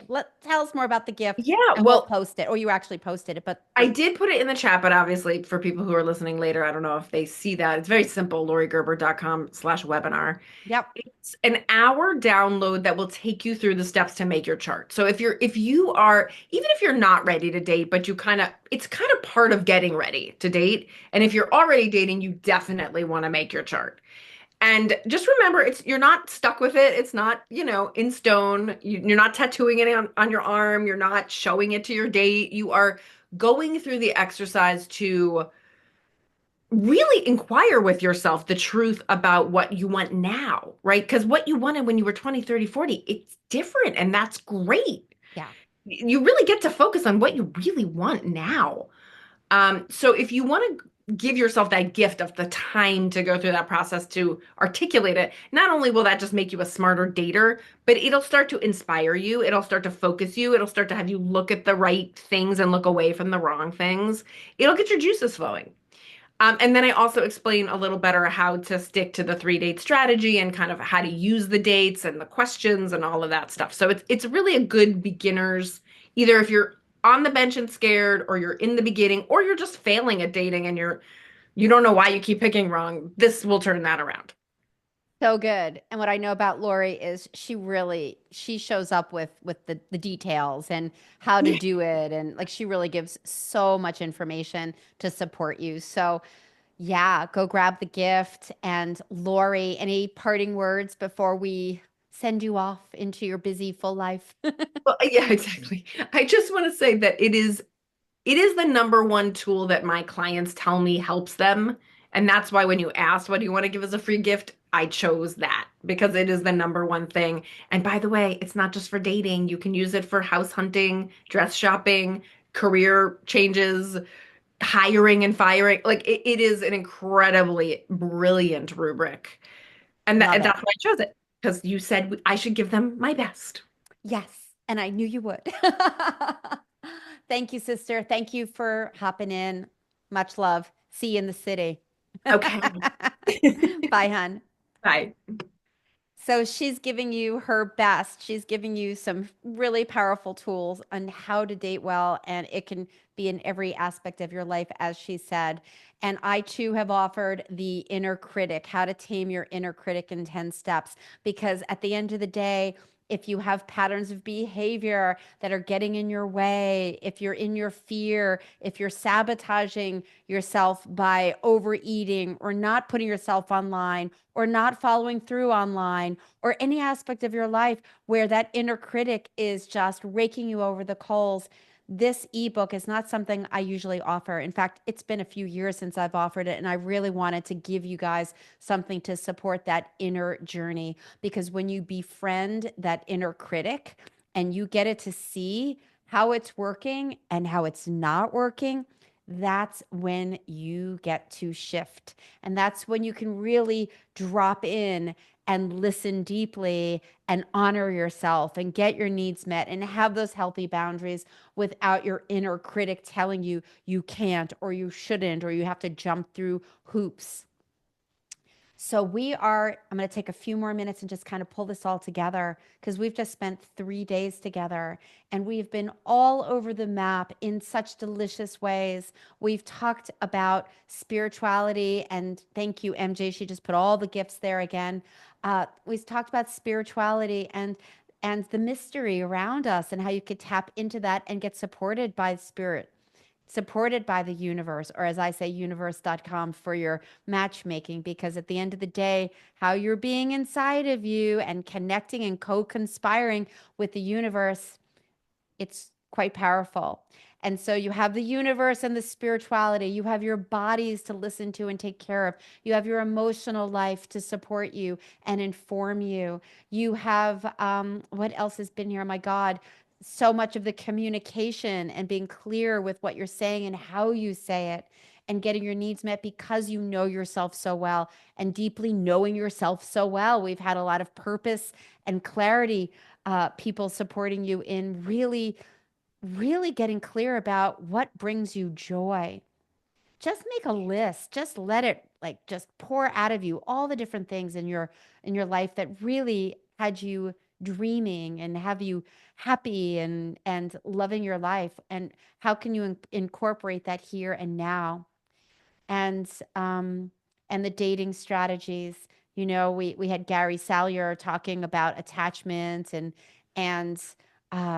what else? We had Lisa Copeland talking about dating, and now we had Lori talking about what it takes to have a long-lasting, sustainable relationship.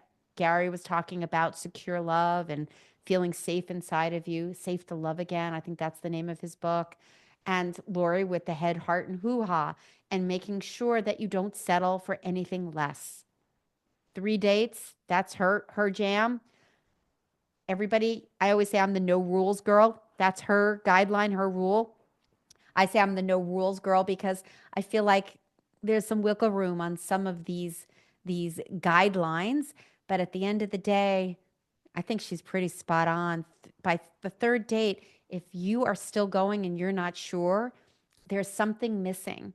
And is it because you're not asking the right questions or not having the courage to really reveal certain things about yourself to see if it's a match? Are you hiding? Are you holding back? So we don't want to have these long ended, half assed relationships.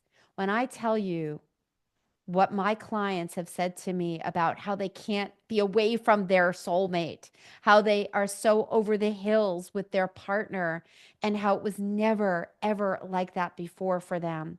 When I tell you what I have in my partner, my dear soulmate, that it's beyond the list and then some, all the bonuses, what I offer to you is there's so much more in love than you could possibly imagine. And it has all of these pieces to it. It has really so much to do with your journey, your inner life, and working that relationship with your heart so you know what you want for you, and then pulling in the energy of that partner to match it, to attract it. You're going to pull it in just by virtue of being aligned and knowing what you desire and knowing you're deserving of it. So if you struggle with knowing you're deserving of it, if you're struggling with the doubt if this can happen to you, if you're struggling with, I've never been online and I'm terrified, maybe I could just meet somebody organically, and it happens. Yet online dating is the fastest, best way to meet somebody if you know what you're doing. If you're struggling with any of that, it's good to acknowledge that something doesn't feel comfortable and that there's more to learn.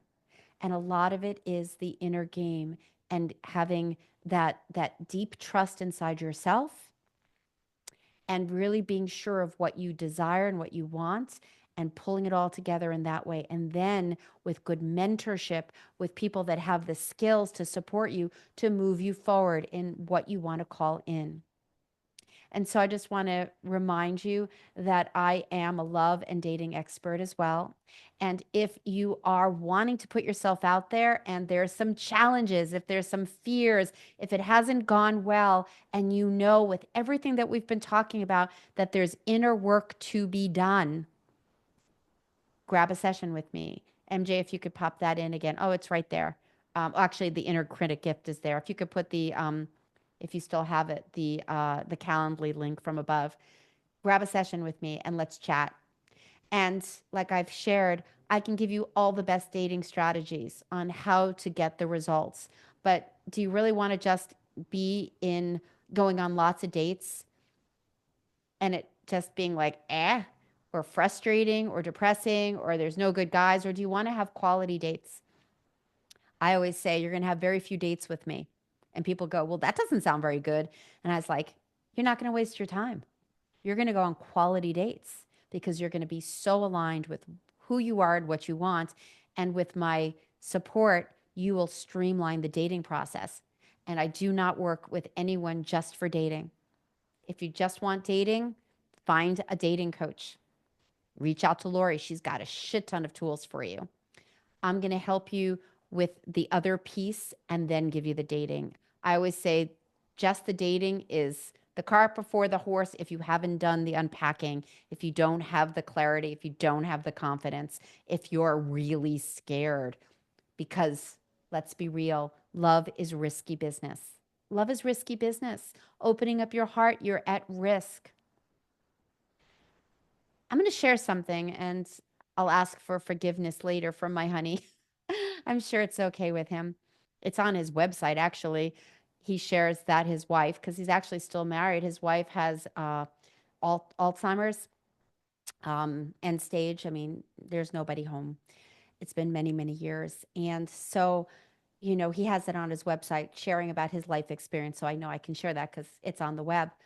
But what he shared recently with me, and this is the part that I'm sure he's fine with sharing, is he's willing to do it all again, even, love again. He's willing to love again and open up his heart again, even if it ends with him having to take care of me, because love is worth it. And when I say he went through hell letting go of his wife after being with her for 30 years, we can only imagine, right? All the care, Alzheimer's, taking care of her until she had to finally be put someplace because he couldn't handle it anymore. He said he would do it again in a heartbeat with me because love is worth it. He's willing to take the risk. And not everybody's willing to take that risk because we know that opening up our hearts can hurt. People do die. People do get sick. Shit happens. Things blow up. Love is risky business. But to not love, to not open, to not give yourself that opportunity to really connect deeply with someone, with the right someone, I am your champion for that. I truly want that for you. I believe you can have it. I see it all the time with my clients. And you just have to go for the ride in really doing the work that's necessary to call them in, to bring them in. And what's really great is when you have you and you're feeling empowered and strong and clear and loving your life, you're loving your life. And that's what this event has been about, is having an extraordinary, stellar, amazing, off the charts second act of your life. Whether your partner is here soon or a few years from now or even never.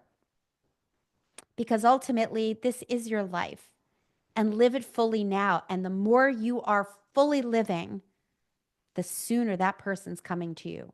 I see it all the time, and I am also living proof of it. So I wish you so much love in all aspects of your life. I wish you so much joy. And there's so many resources here. My goodness, so many. I encourage you to subscribe to my YouTube channel. That's listed there. I encourage you to grab all the gifts and the giveaway if you haven't signed up for the Magnetize Your Midlife Love giveaway. There's other experts there that were not on the live stream. Definitely grab the ones that you've been listening to because they are top-notch amazing. You've heard them. You know that you need what they have. And if you're really desiring more support and you're not sure what's next for you and you're feeling scared or resistant and you just want to do something differently when it comes to your life, specifically loving yourself, trusting yourself, having the courage to take a stand for yourself, I invite you to grab a session with me and let's chat. Let's look at what it is that you truly would love to experience in your life. Let's talk about what are some of the challenges and how some of the patterns of self-doubt or self-hatred or patterns that just harm you are holding you back and keeping you from this amazing stage of life. We don't know what's coming, but we do have choice. We do have choice. And we can choose to make the best of it right here, right now. And time is going to fly by. We know that. So if you are looking for more support, I would be thrilled to chat with you. Apply for one of the sessions. I have a bunch on my calendar that I've opened. It's limited. There's only so many hours I have, but there's space for you.